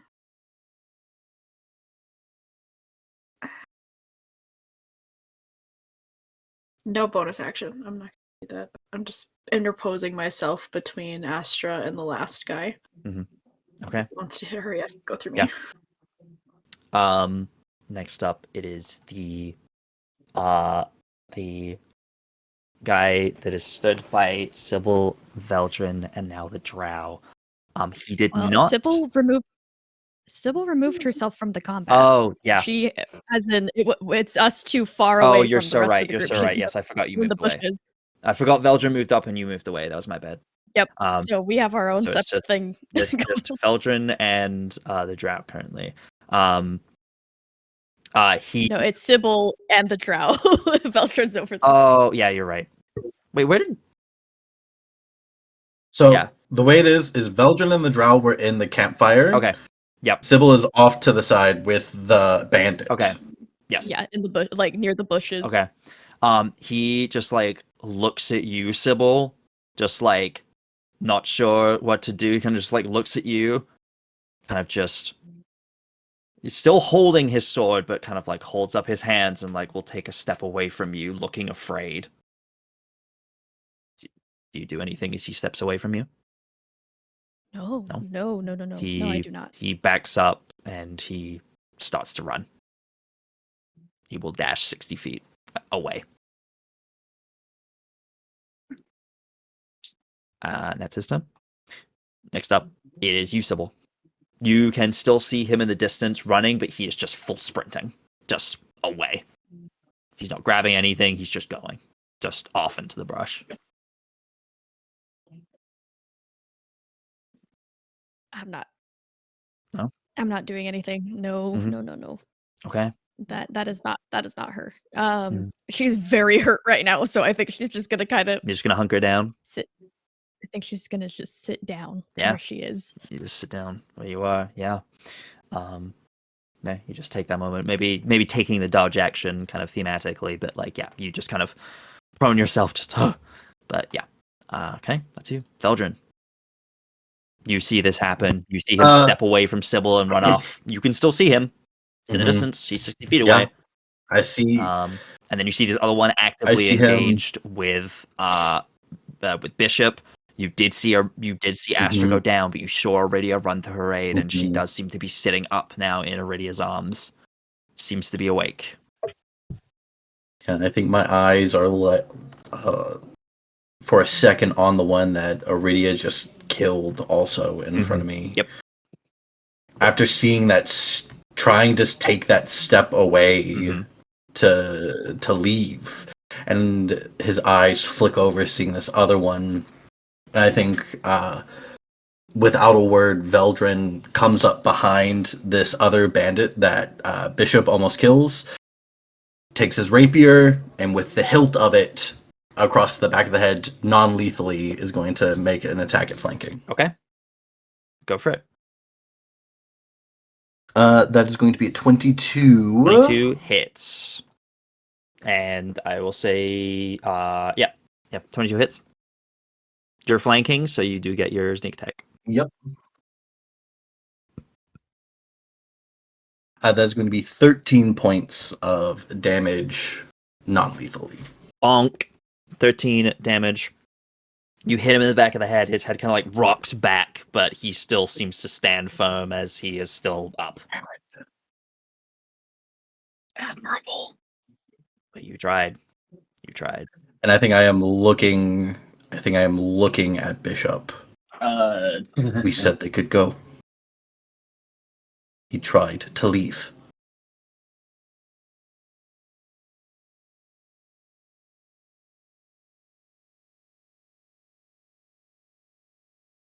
Is that your turn? And that'll be my turn. Okay. Yeah. Next one is 2 dead bandits, so they don't go. And then it's Astra. Astra, you are prone, but you are awake. You had this moment where you felt death reach out to you. You felt consciousness slipping away from you. Kind of just on the ground, bleeding out. Your eyes starting to close. You kind of almost see as your eyes are closing, as your vision goes blurry, you see a flash of pink hair kind of move over to you. You feel kind of like something kind of touching you gently. And then your vision seems to clear and your hearing kind of returns to normal. And you just hear Aridia say, "I've got you. You are up. You have 15 hit points. You are currently prone, but you are up." You see this one bandit stood next to you guys, engaged with Bishop. You see Veldren come up behind him, hit him in the back of the head. His head rocks back, but he seems to kind of still be aware, still seems to be up, and is now stuck between the group of you. What do you do? She's probably gonna use healing hands on herself to restore just 4 more hit points. Okay. She's like, Yeah. hurting. Yeah. You healing hands yourself. Is that your action or is that your bonus action? It's an action. Okay. Yeah. Healing hands. I have no bonus action. This is rough, guys. I did not prepare for a fight. That's fair. You're doing But great. would bestie. Astra prepare for a fight? That's the thing. Astra is not a fighter. So it makes sense. But yeah. And then she's gonna look up to Aridia and say, "Thank you." Of course. I won't let anything bad happen to you. Mostly. Okay. I think Astra might try to get up. Yeah. You're gonna just use your movement to stand up. Yeah. You can do that. Absolutely. She's probably being slow about it, but yeah. Yeah, I'll say it takes your full movement to stand up, just with you being slow with it. But yeah, Aridia can kind of help you in this moment. But yeah, next up it is the Tiefling's turn, who is now free and has been wanting bloody murder this whole time, but is just sees what is happening, kind of looks confused. Her fists are like up, like she's ready to punch shit. She's like, "We're really fucking letting him go? You kidding? Come on. Just one fucking good punch." Just kind of People who looking get to the group captured of do you. not get a vote. Are you gonna stop me from hitting them? Because these fuckers have had me chained up for days. Trust me, I've got a lot of hate for them. You can go chase the one that ran into the woods. He's too far away. Fuck that guy. He's fucking gone. I want this one.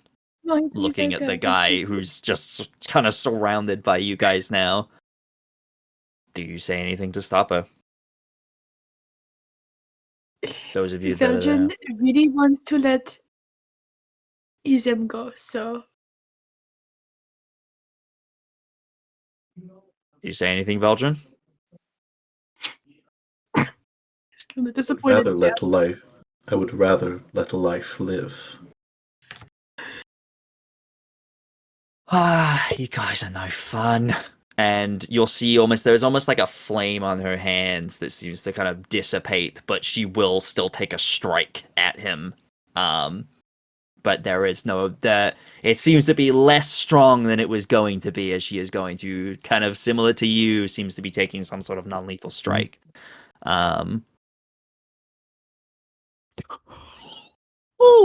And with the rage of 1,000 suns built up over so long, I'm not even gonna roll fucking damage for her. She just the biggest fucking haymaker you have ever seen in your life. Wham! Just straight across his jaw, and he just spins around and just drops to the fucking dirt, just out cold.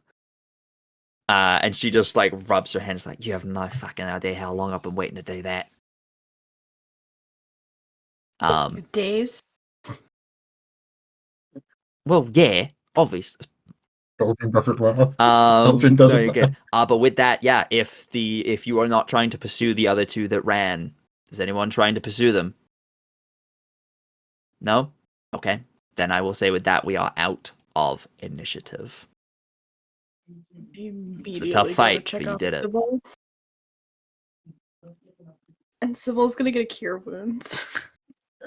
Saying there's this unconscious body right here. I'm standing over the body in between him and Bishop. Still looking directly into Bishop's eyes.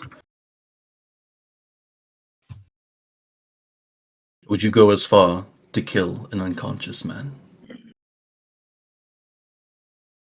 Helpless on the floor. He's just gonna like open his mouth and this long tongue just slathers out. This one gladly. Why? Because he downed Astra? Because of your actions? He was going to run. Easy with your honeyed words. No, they're not honeyed, they're the truth. And the truth is not so sweet, is it?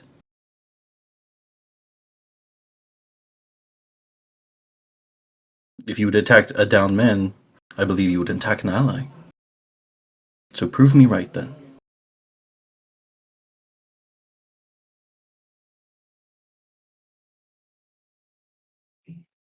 It's time. I think about then the form of dread will just start to slaw off and end. I'm gonna look back to my sister and to Astra. Mhm. But drop the sword. And I'm just gonna grab both of them. And I don't know if Bishop can cry or what comes out of his eyes, Yeah. but something. He can cry, absolutely he can. Yeah. Yeah. There's that subtle just shaking coming from him as he's holding you two. Yeah. Astra definitely leans her head on Bishop's shoulder. I'm just ramrod, stiff. Mm-hmm.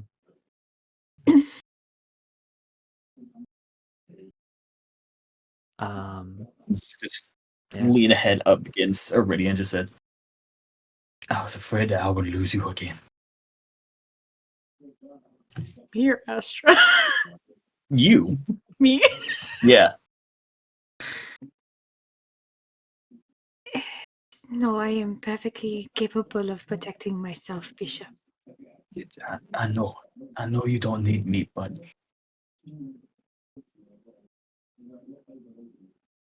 it's like he's trying to say something, but he's holding it back. I'm glad I didn't lose you again. Awkwardly does the back pats to try and like comfort. It's something. She doesn't know what to do.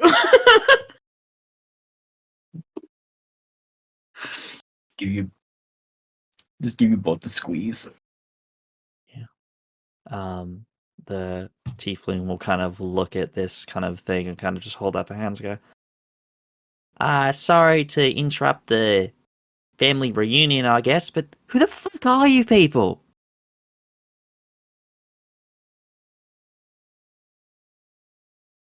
I mean, thanks for saving us, but, you know, could have come a little quicker.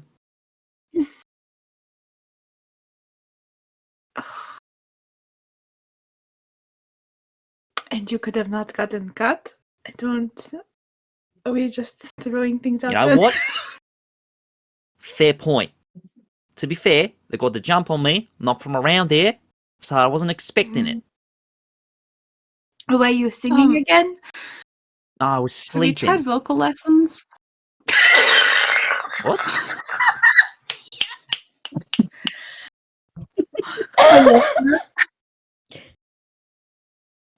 Yeah, they Don't elaborate on that. anyway, yeah, they attacked me while I was sleeping a few days ago. They attacked both of us. Fucking bastards. Cheap shot. If I'd been awake, I'd fucking taken them all out myself. But they got the jump on us. Maybe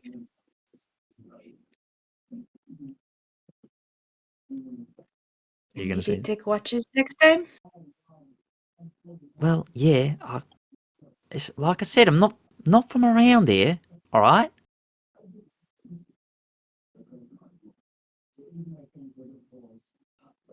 Not used to what people are like up here. It's a whole different world. Say that.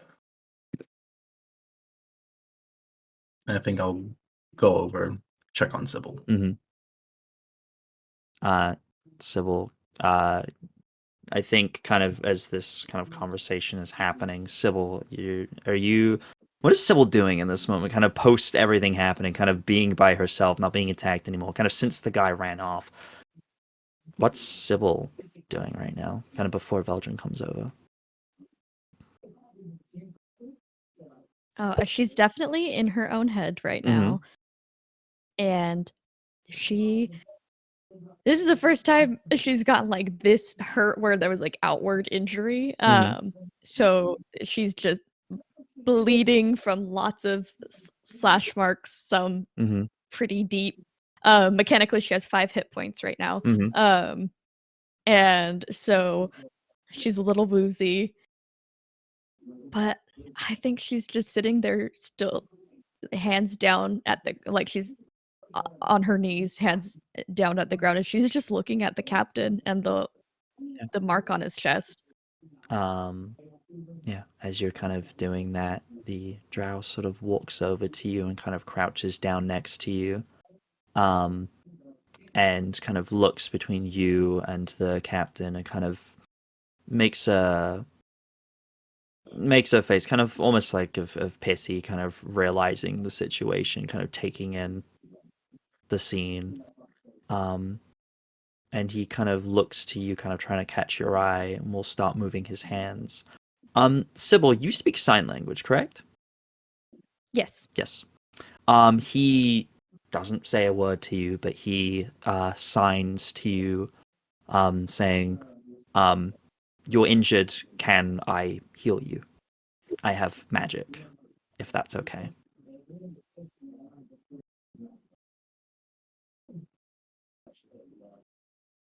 Just She nod. just nods.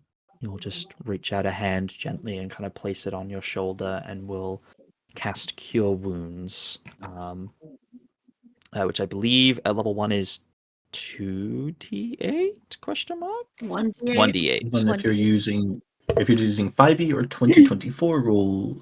It'd be 5e. Yep. So 1d8. 1d8. You get 7 hit points back as some of the wounds kind of close, and he'll kind of sign to you better.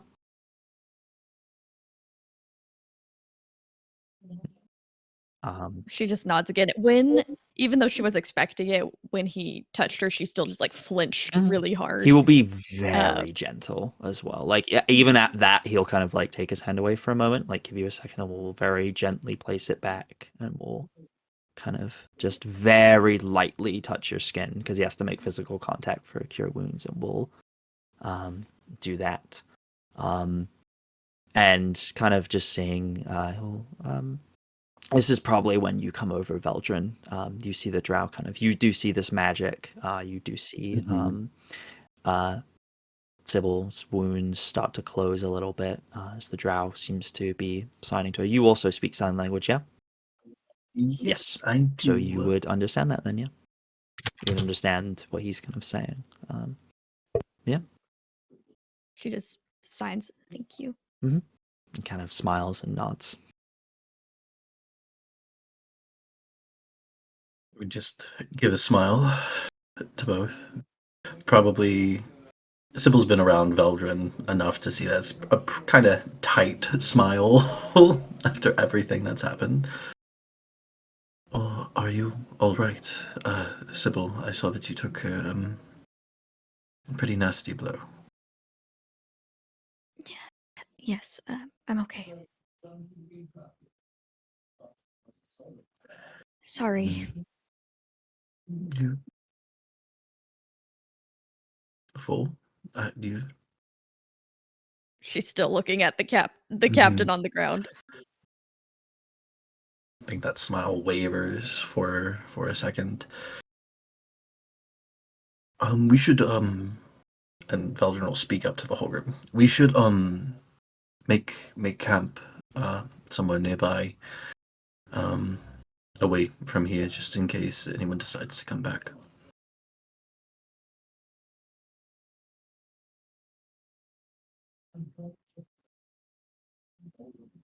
Do they have anything that we can use?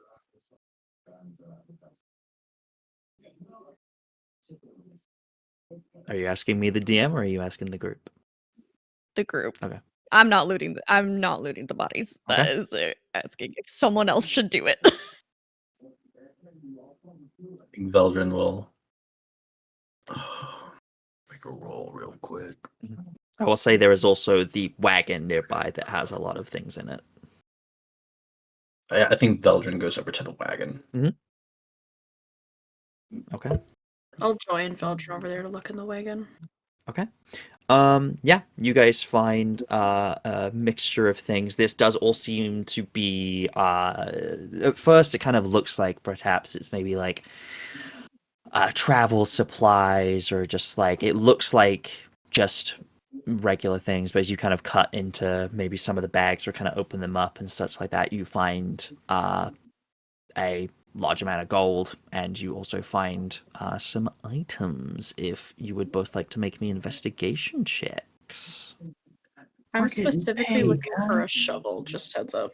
Looking for a shovel. Natural 20. Natural 20. Or a total of 28. 19 for a total of 21. Okay. Incredible. Okay. Both of you roll me a d8, please. 3. 6. 3 9. and a 6.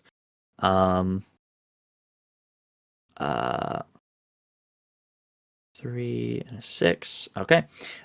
So Aridia with a 3, you find ooh, okay. Yeah, you find a am I looking at the right list? Wait, hang on. Yes, I am looking at the right list. You find a little like vial of some sort of kind of something like almost like a sand or something inside it. It's strange. You kind of like look it over and it almost it's in like a glass vial, but it's kind of hard to sort of see it inside the vial still. It's kind of almost like a kind of gray color, almost like it's hard to see, and there's not much light around here. Kind of as you're in the wagon as well, there's less light. It's kind of hard to see it, but it seems to be a vial of some sort of sand or something like that. You're not sure. The 6, Veldren, you find. Actually, sorry, you rolled a natural 20. Roll again as well. You find 2 things. Roll a 2. 2. That's great, incredible. That's so funny that you found this specific item. So the first thing you find, you find a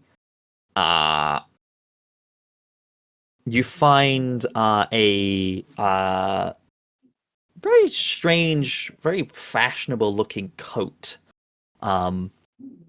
It's kind of like a blue color with kind of gold trim. It looks very, very fancy. Just very strange and kind of out of place here, but you can't really place where it's from or anything like that. It just seems very, very strange. Not really from around here. But yeah. And then the second item you find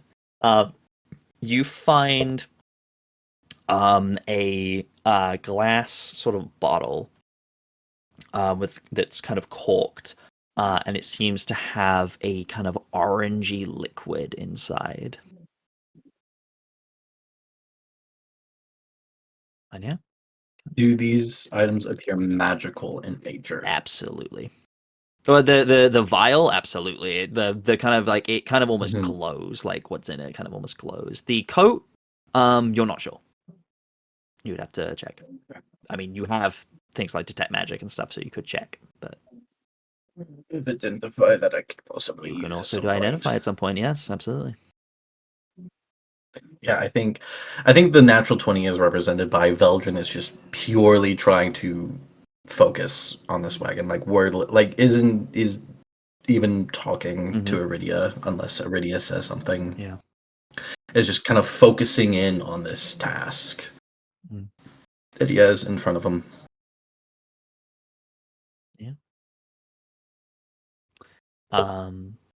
So if you guys are investigating the wagon, sort of the rest of you, Astra, Bishop, the drow kind of just like will kind of make his way over to you and will also kind of start signing to you guys as well. Do you both speak sign language? Yes, Astra knows sign. I believe Bishop might as well. Bishop is here. Hello. Do you also have Yes. sign language listed? Yes. So they will come over to you, and they will start signing. They'll just kind of ask if you are okay, if you need anything. Kind of will look to you, Astra, as you still look quite hurt, and will kind of sign to you, asking you if you need any healing or anything like that of the sort. She'll sign back, I'm okay. Mhm. And then sign back that she can heal. Okay. Like she is He healing. nods, and he will kind of shake his head, and then will kind of sign. Oh, I realized. Sorry, I never introduced myself. And he will start signing out his name. His name is Davari. Davari.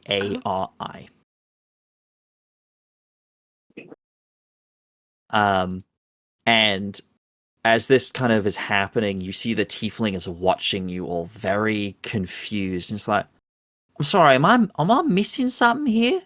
What are you doing with your hands? What's happening? Am I missing something here? Astra will sign to Davari. My name's Astra, and she'll sign out Astra. I imagine that like the sign for her name kind of has like a little bit of like a shooting star in it or something like that. Yeah, that's cute. He'll give her a smile and we'll kind of sign back. It's like, that's a very nice name. Nice to meet you, Astra. But she kind of just, yeah. Again, the tiefling just kind of like looks between you all. It's just like, what's happening? What am I missing here?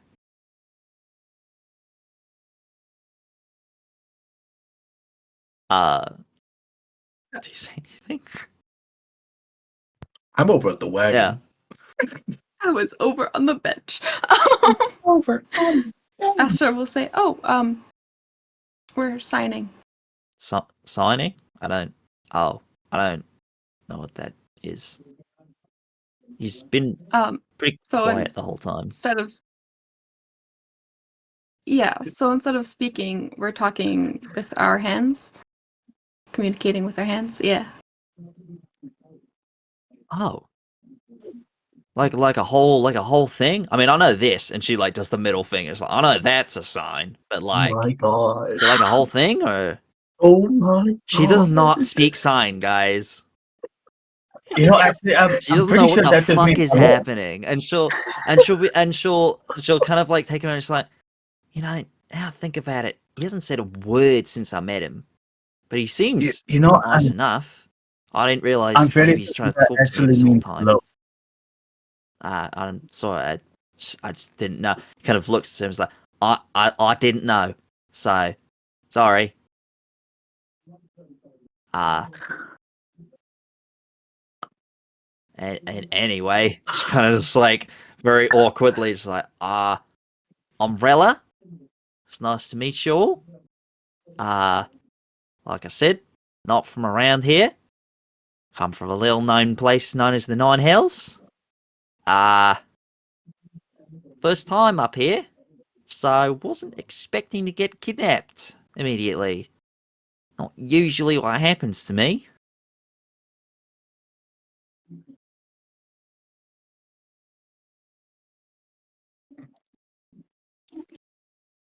We're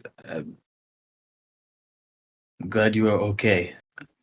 My apologies for trying to speak in your head earlier. I trying to alert you of a bit of a rescue Wasn't that attempt. Veldren that did that? No, was that Bishop? was Mm-mm. Like, yeah, now I do recognise your voice. It was you I heard. What were you doing in my head? How does that even work? You doing magic shit? yes, magic. Yeah, I We're don't. just trying to kind of make you aware of a rescue attempt. I see. Yeah, that makes a bit more sense now. Don't do that again. That really freaked me the fuck out.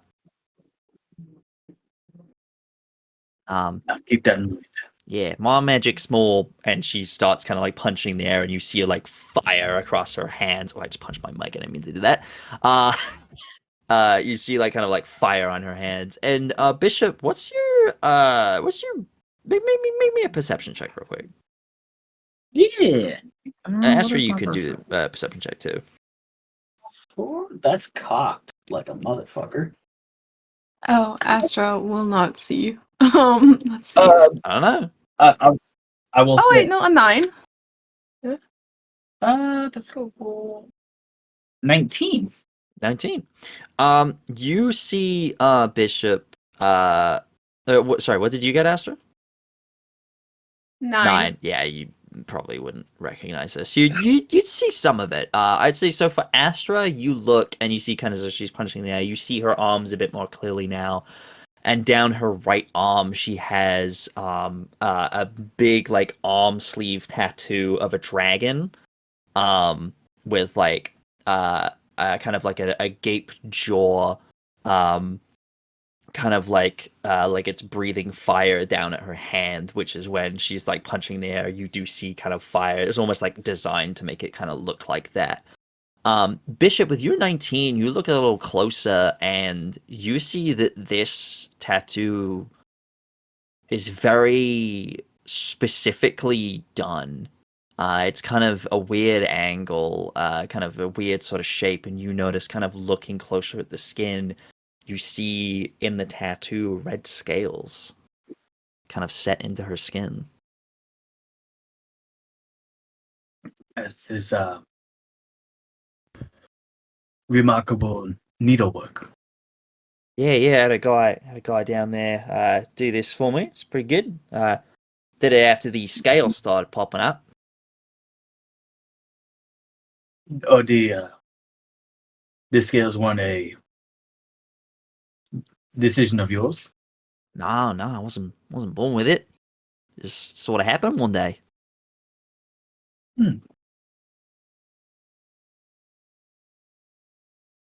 Interesting. Bishop, are any of yours like visible on your skin? I forget.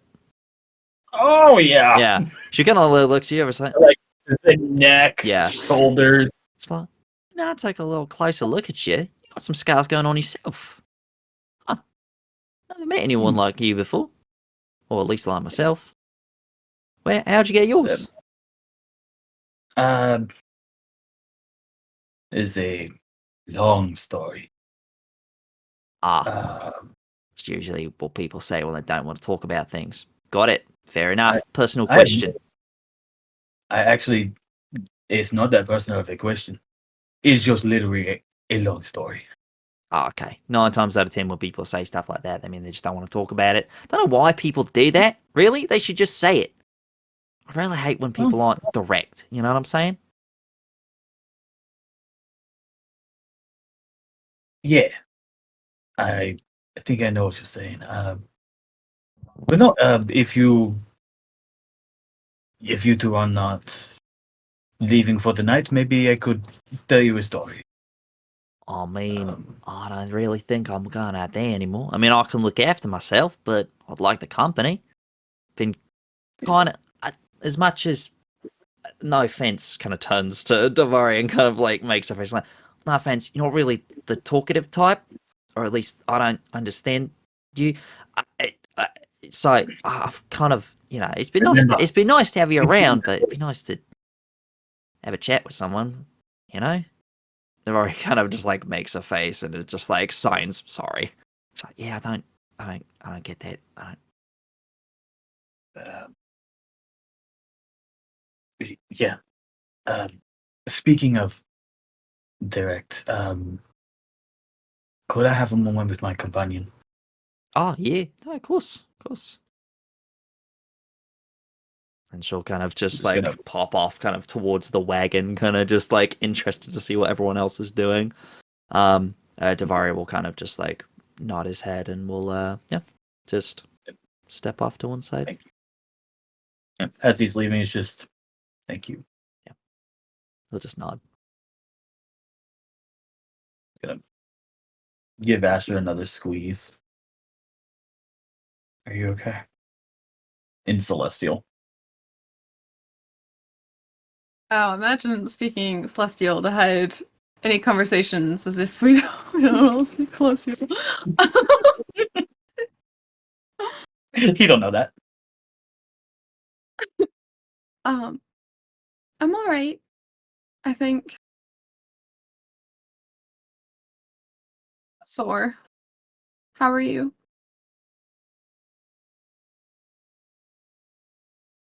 Direct. Do you need healing? I'll be okay. I'm just more relieved that you're okay. I went a little crazy back there. So quiet. Yeah, you are very quiet, buddy. Please speak up. Stage whisper. Stage whisper. I went a little crazy back there. Sorry if I scared you. You didn't scare me. Okay, good.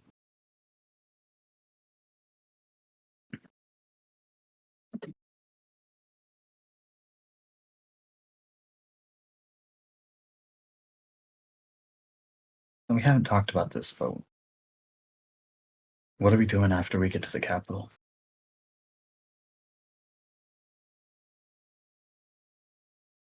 I don't know. Well, I know I have some stuff I need to find.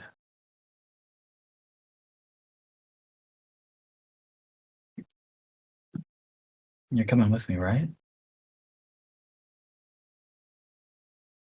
I need to sit back so I can have a shirt on.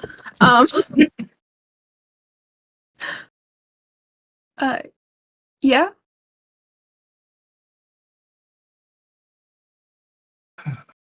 Good. Yeah. I mean, you were the first person I saw coming out, so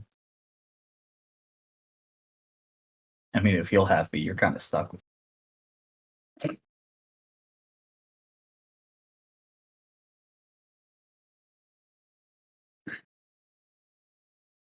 I could say the same to you. You kind of saved my life in Ashenvale. Well, working on that. I know you'll say different, but I feel like I let you down this time. I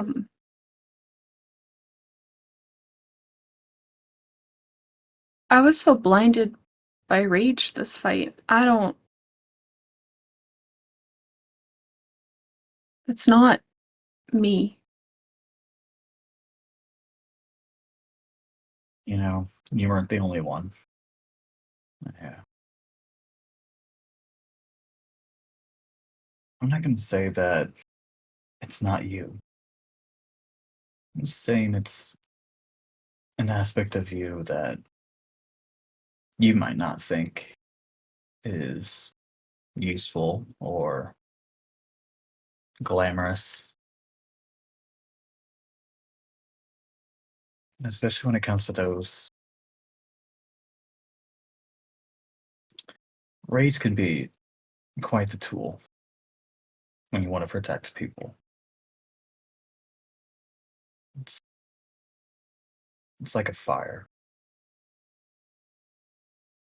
If you stoke it and you know how to point it, it can be a great tool.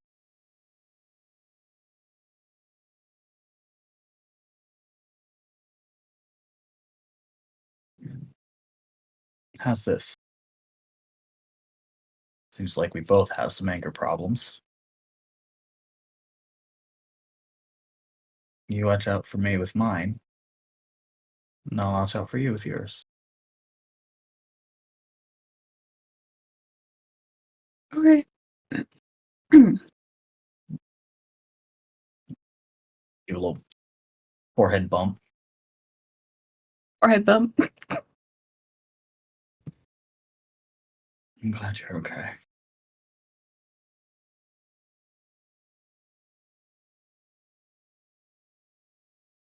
Okay. And with that, we'll move over to the others. What's everyone else doing?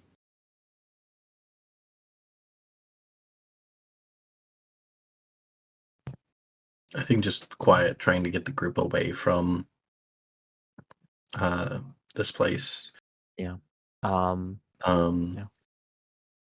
Trying to, whenever he comes back over to Sybil, just stand, trying to block a line of sight to the body, but it's pretty quiet, pretty uncharacteristically quiet in this moment. Okay. Sybil, Aridia, anything?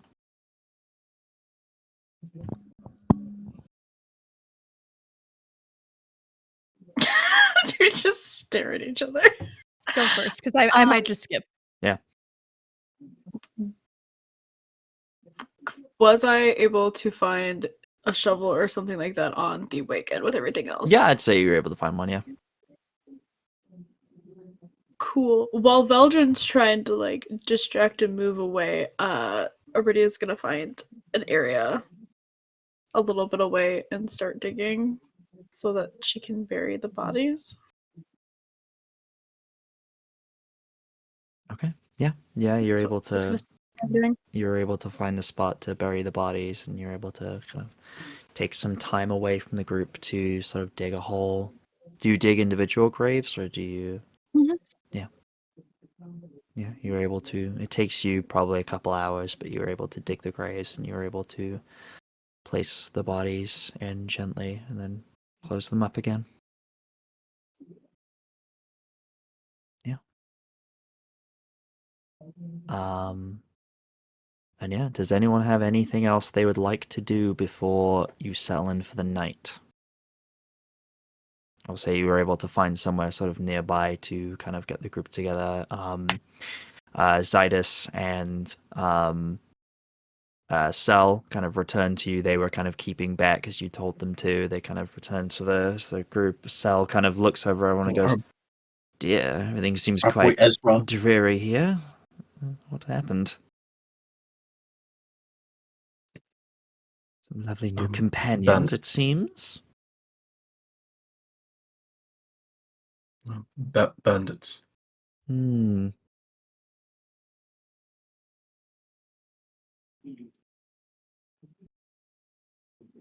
So We should get some rest. we A number of us should. are quite exhausted. Yes. Quite. Well. Zydus will kind of come over to you, Astra, seeing that you're still somewhat hurt, and he'll kind of be like, "My lady, are you all right? What happened to you?" I'm fine. Are you lying? I was Oh, yeah, absolutely. deception check then. She's like, yeah, she's mostly healed, but she's also like Mhm, still in pain. mhm. Deception. Yeah. 14. 14.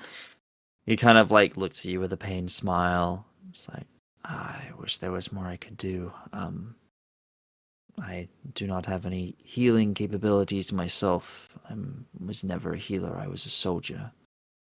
But perhaps there are words.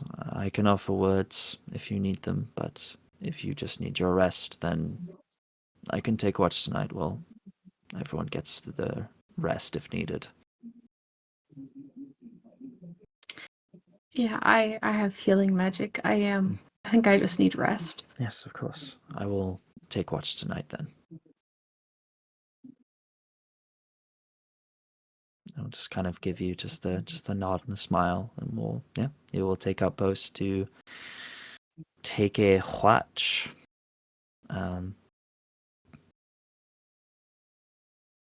Astra would probably set up her bedroll near wherever Bishop is hiding. Mhm.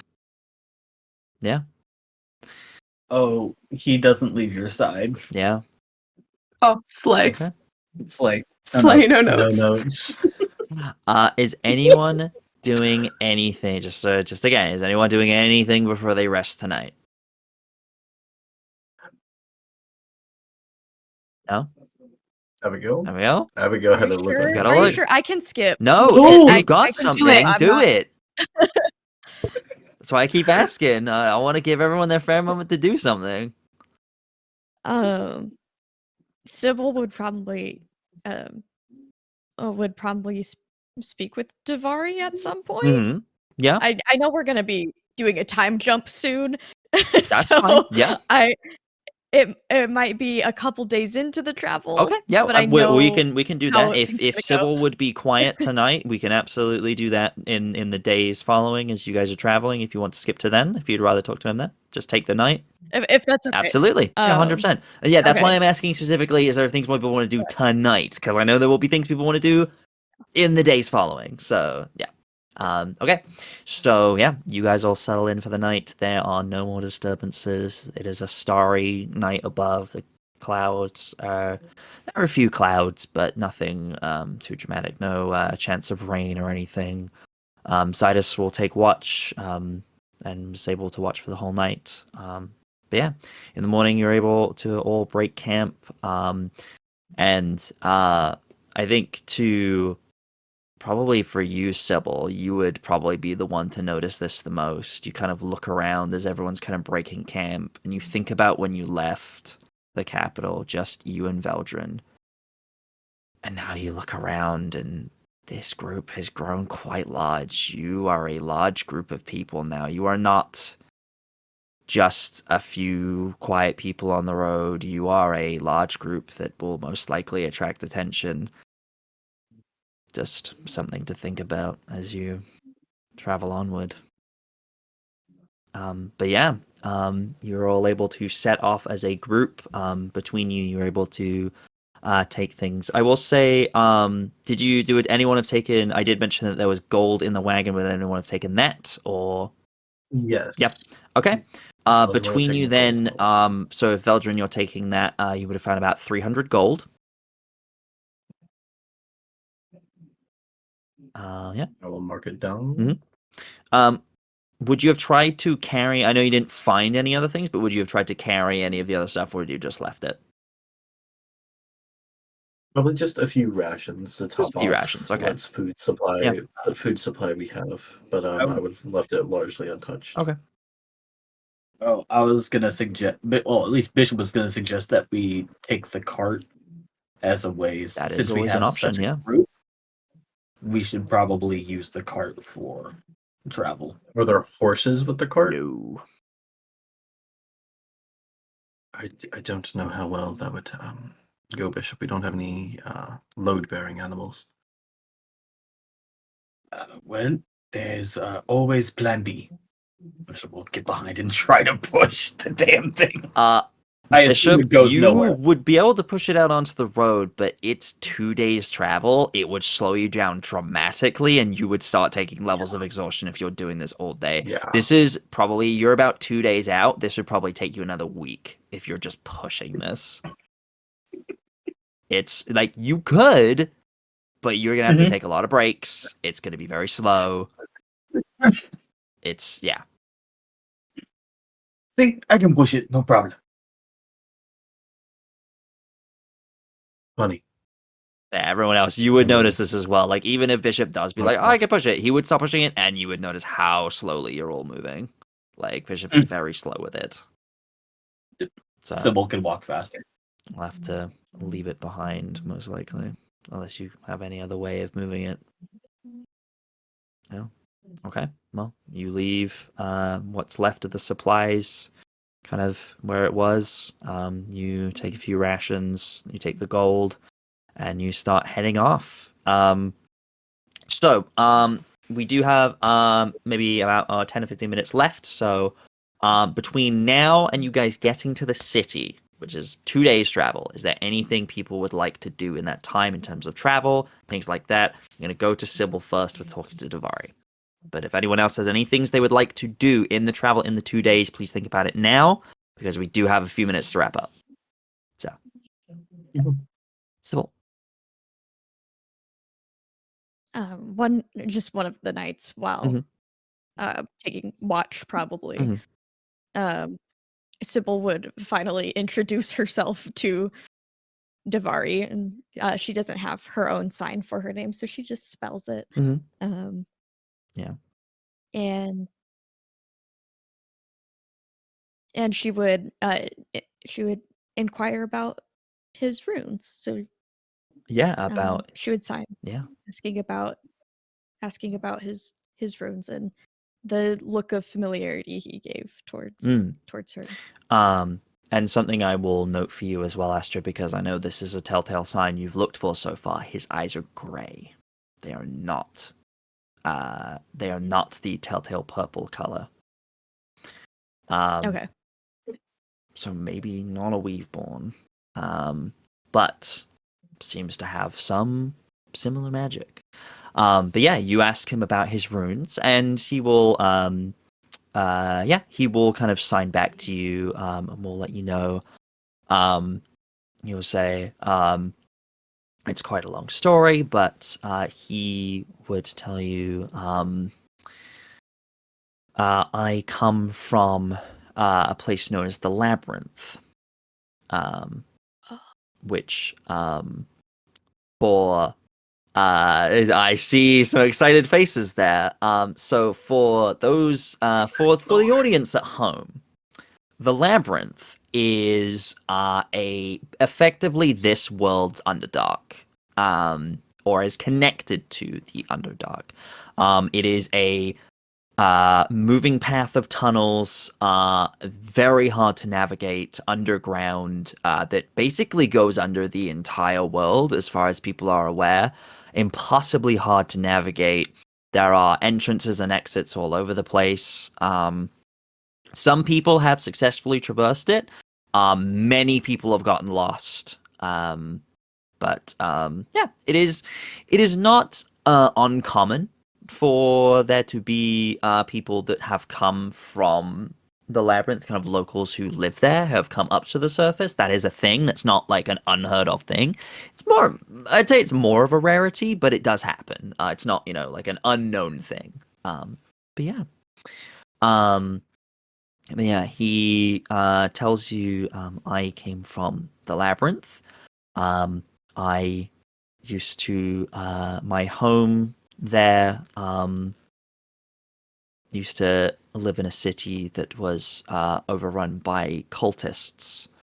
I was trapped there for many years until the people tried to revolt against these cultists, but the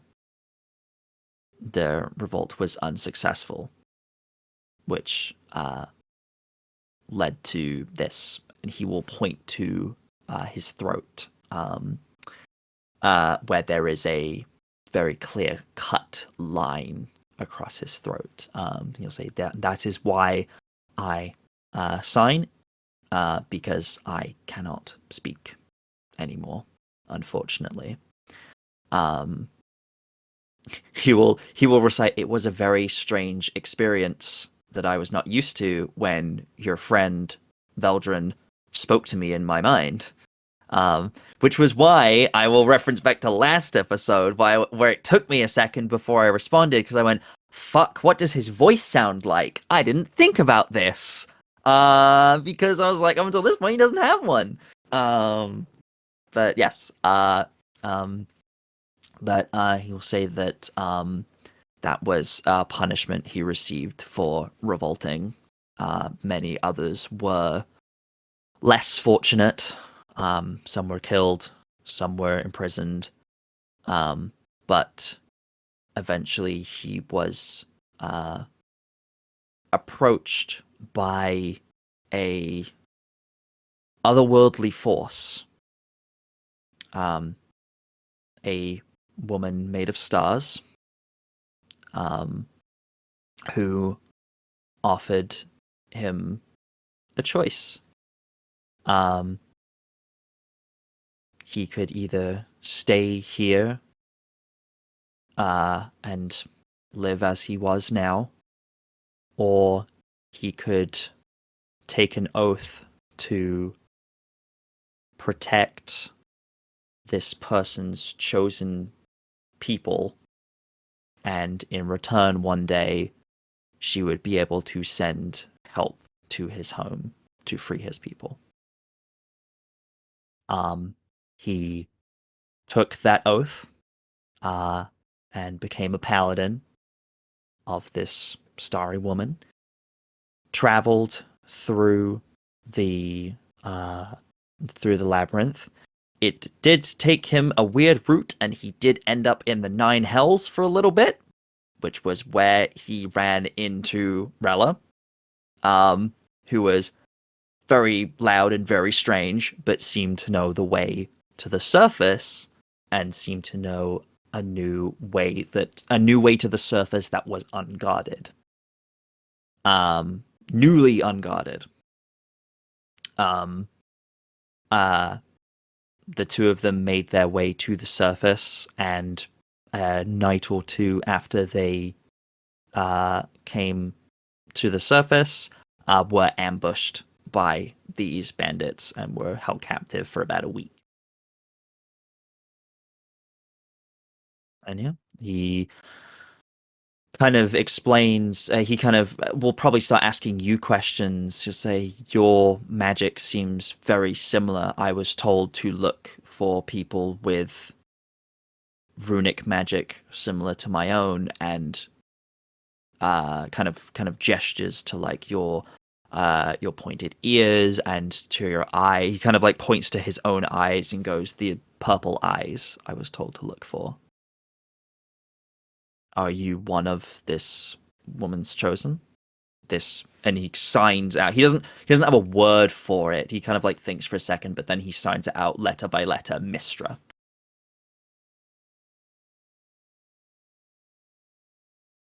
Yes.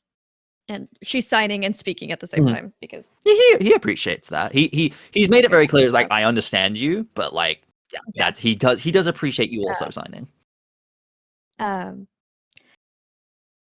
Yes, I am, but I'm not one you should worry about. I am not currently pursuing her call yet. At her behest. And then she points to Ezra, who's asleep near the fire, and she goes, he is one, and he needs help. He nods. Sorry, continue. If this is what you're doing, he needs to get to Phelan, and I don't believe I'm going to be with this group once we're in Mistral City. So if you could help him, that would be I would be indebted to you. He kind of nods. And he kind of says, I did notice the other boy's eyes as well. I assumed you were both Mistress Chosen. She did tell me to protect all that I found, but if you are not seeking her call, as you call it, I suppose that won't be part of it. But I suppose he's not quite sure what to say. He kind of like thinks over his kind of words for a moment, kind of signs a few different things, and then kind of shakes his head, not quite sure what to say. But he says, my oath was to protect all. Unsure how this works. This is all new to me. Didn't think about people not wanting to be chosen. Kind of shrugs. She'll it's not that, it's I have to regain some strength before I can join. I am not in the same state I was in previously. Ezra needs to get there as soon as possible. It's safer for him. Kind of nods. I have some things I have to do first, but I will be there someday if that is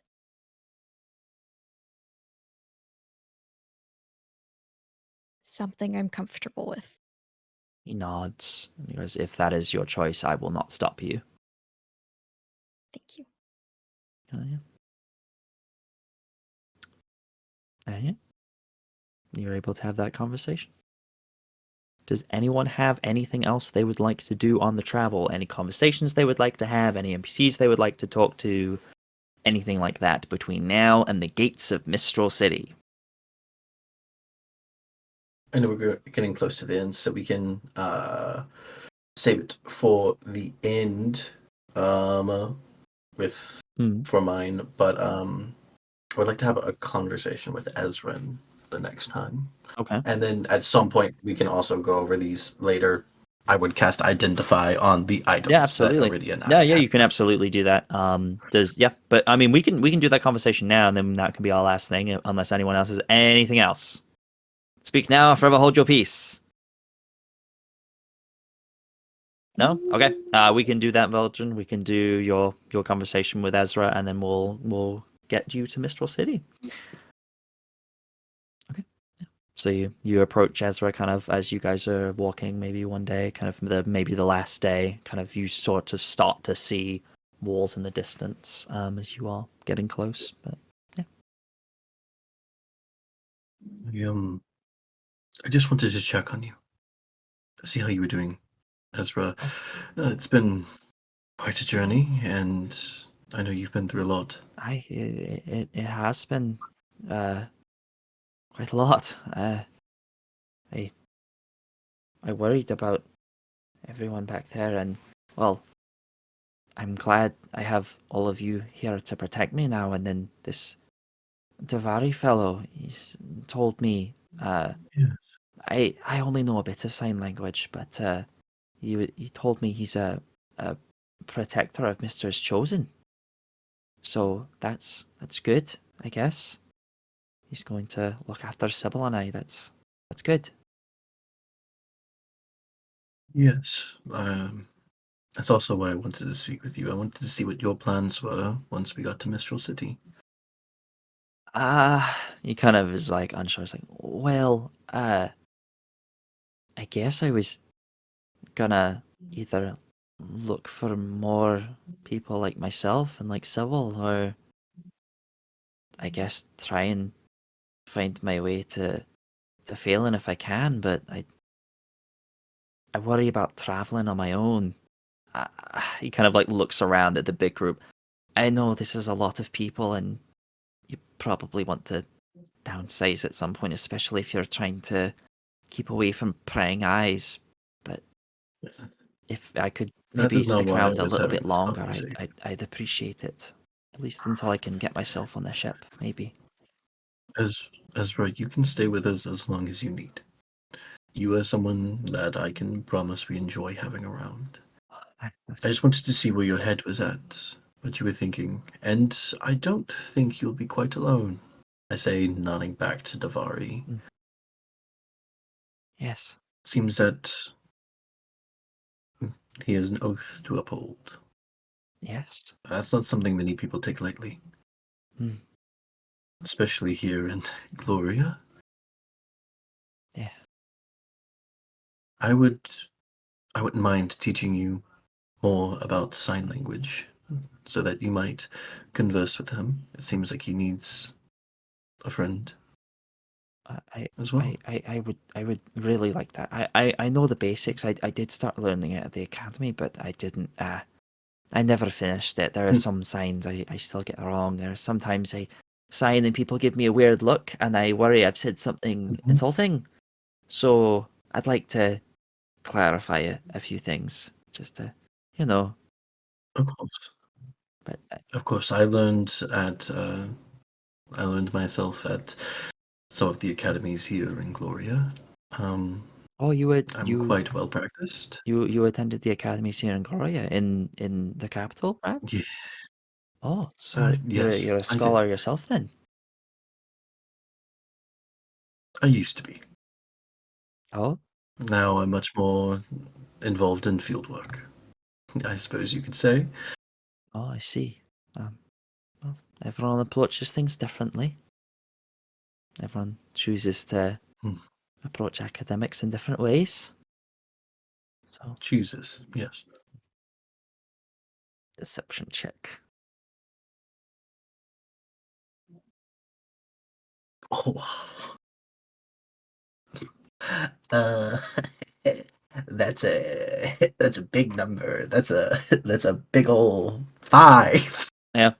He kind of just seems to just nod and just kind of seems completely blissful as he rolled a natural 1. My boy. Yeah. Yeah, he seems perfectly content with that and just seems very happy to learn something. And probably maybe kind of as you're traveling, be like, I just want to, is this right? And he'll Definitely start over the doing some days. signs and maybe kind of do a little bit as you guys are traveling. And yeah. Yeah, I will definitely 100% help teach sign language, and probably also just a few things of magic theory Mhm. as well to Ezra. Just because I know he's suffered from a lack of control in the Yeah. past, and especially if we're thinking of splitting ways, I want him to have a bit more of a better grasp on Yeah, his absolutely. abilities. Yeah.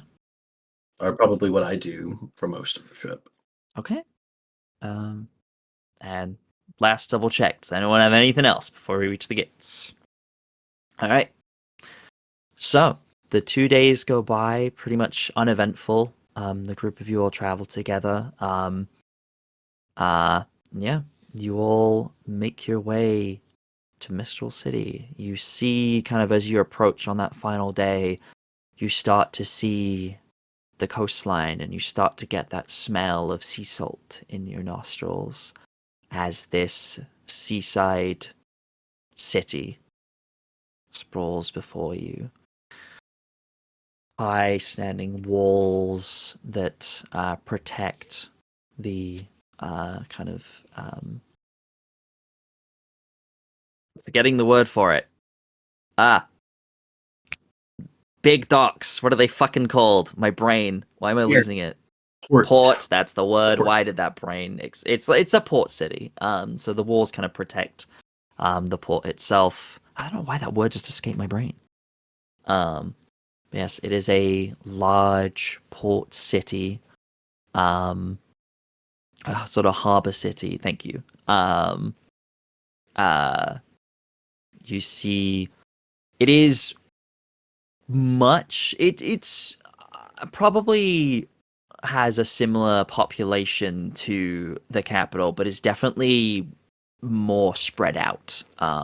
Has a capacity for more. It's a large city.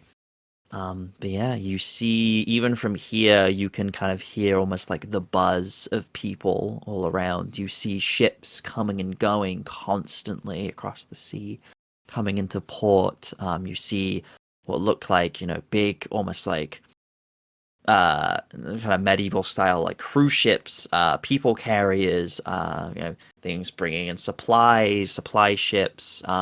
You do see a couple of what look like potentially maybe pirate ships coming in and there out every now and then. Some kind of unknown flags, perhaps, kind of slipping in every now and then. But yeah, you reach the city gates. There is no kind of guard or anything, kind of holding it. There are. Well, there would be people kind of waiting there, but they don't give you a second glance. They don't stop you going in. But yeah, you are able to kind of cross the threshold into Mistral City, and you have arrived. You have made it to the harbor city, the port city of Mistral City, a large, sprawling harbor town, the edge of Gloria. Escape not that far away. There are a couple of things that you notice as you kind of cross that threshold. You, after your long journey, it's been at this point kind of close to 2 weeks at this point, or was supposed to be maybe like a week's travel. You're kind of getting sidetracked with a few things. You've definitely seen yourselves kind of as a group grow in strength and power. You've also just noticed perhaps maybe some strange differences in your powers as well. As all of you, as of now, if you wish, have access to content from 2024/2025. So, if any of you would like to update character sheets to make yourself a 2025 character. I know some subclasses won't work with it, but ones that do, if people want to get some new upgrades perhaps, you can. Also feats as well for those who may have feats already. If you would like to replace feats you currently have with the 2025 version of it, if you would prefer it, you can. You can keep the old version if you wish as well. You can pick and choose which one, but only swap it out with pre-existing ones you've already taken. So if you had, a 2024 version, you can take a 2025 version, but only of the same, if it's the same feat. And on top of that, because this was supposed to be a simple travel thing with maybe one encounter, but you guys have gone through two very big, strong encounters in this time. I know it's only been 3 episodes since the last time. But I think you guys hit level 5. Think of me, think of me, think of me, think of me, think of me, think of me. Thank you, gracious Dungeon Master. And I think with that revelation, as you kind of feel that kind of fresh air enter your lungs, kind of that reverb in your powers and your strength, kind of growing closer as a group. But perhaps having some of you have to split ways soon. I think we'll leave it on that. So yeah, thank you everyone for coming to this week's episode of Tales of Agius. Wait, no, one more thing. One Or I guess, more thing. well, one more thing, not for you guys, but just for everyone in general to know. Next episode is going to be episode 10. We're going to be in double digits. It's very exciting. And to celebrate that, we might have someone joining us from next week. Tales of Agius first guest? Yes, we will have a guest joining us as of next week. They're going to be here with us for a few sessions for some adventures in Mistral City. Perhaps they might be able to assist the party in finding a way to get out. Who knows? We will find out. Or maybe they will have their own reasons to want to leave. Who knows? We'll see. But yes, that is everything. Thank you very much, everybody, for joining us today. I will let everyone tell you where to find them, starting with Jay. Howdy, howdy, howdy. You're My surprised name is every Jay. You can time, find- but it's always you first. I know, it always starts with me. I always forget. You can find me over at all of my socials at Sequo, Sequo, to where you can find my little insane little ramblings much of the time, or like my weird little TikToks that I like to make. I hopefully will be getting back into cosplay content sometime soon, hopefully. But you can find me here every single Wednesday, my dudes. Especially once we start back with our flagship campaign at New Rollis, whenever we are headed back there. But yeah, that's me. Abigail. Okay, just making sure I wasn't on mute. Hello. Don't do a Jay. I am Abigail, also known as Abigail the Nerd on all socials except Twitter. I'm on there, but it's on private and it's not active. And you can find me here every Wednesday when New Rollis returns. I will be playing Lunara, the Changeling Druid. Very excited to get back into that. And then February 19th, everyone, on Brynniers' YouTube channel. I'm so excited. If you ever watch any project of mine, please, I want it to be this one. It is called Echoes of Actor. It is a Walking Dead tabletop role-playing game with Bardic Sweet Tea, Postmodern Bard, Pyrea, and then Brynniers as the GM. It is 6 episodes. It is heartbreaking. Some of the most profound RP I've ever had at 10 a.m. in the morning in my pajamas. It is truly a beautiful, beautiful show, and I really hope you watch it. We have custom theme music from the Dungeon Maestro. We have art by Pyrea for the character art. It is just going to be a very lovely production, and please, please go watch it. February 19th, Brynniers' YouTube channel for episode 1, and that's all I've got right now. Amazing. And then we go to the wonderful Hands. Hello, I am Hands. You can find me across all social media at HandsKate. Alternating Wednesdays, you can find me here. And then on opposite Wednesdays, when these nerds are playing New Rollis, I'll be over at New Age Geeks for Queer and Present Danger. Outside of that, if you're in Minnesota this weekend, I have one table that I think still has 2 seats open at Con of the North if you want to come play some Cthulhu. So you can find me there. That's it. Amazing. And we go to the wonderful Jet. Hey, I'm Jet or Pingu, also known as Cause Pingu on all socials. So that is TikTok, Twitch, Instagram, and you can find me exclusively here every other Wednesday for Tales of Agius. Hell yeah. And then last but certainly not least, Tom. Hello, I'm that one warlock and make the saddest characters you've ever seen on the internet, and sometimes the sappiest ones. You can find me across all of the social medias at that one warlock.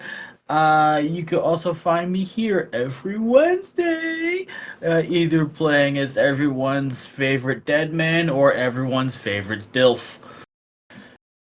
Really up to you which kind of simping you want to do.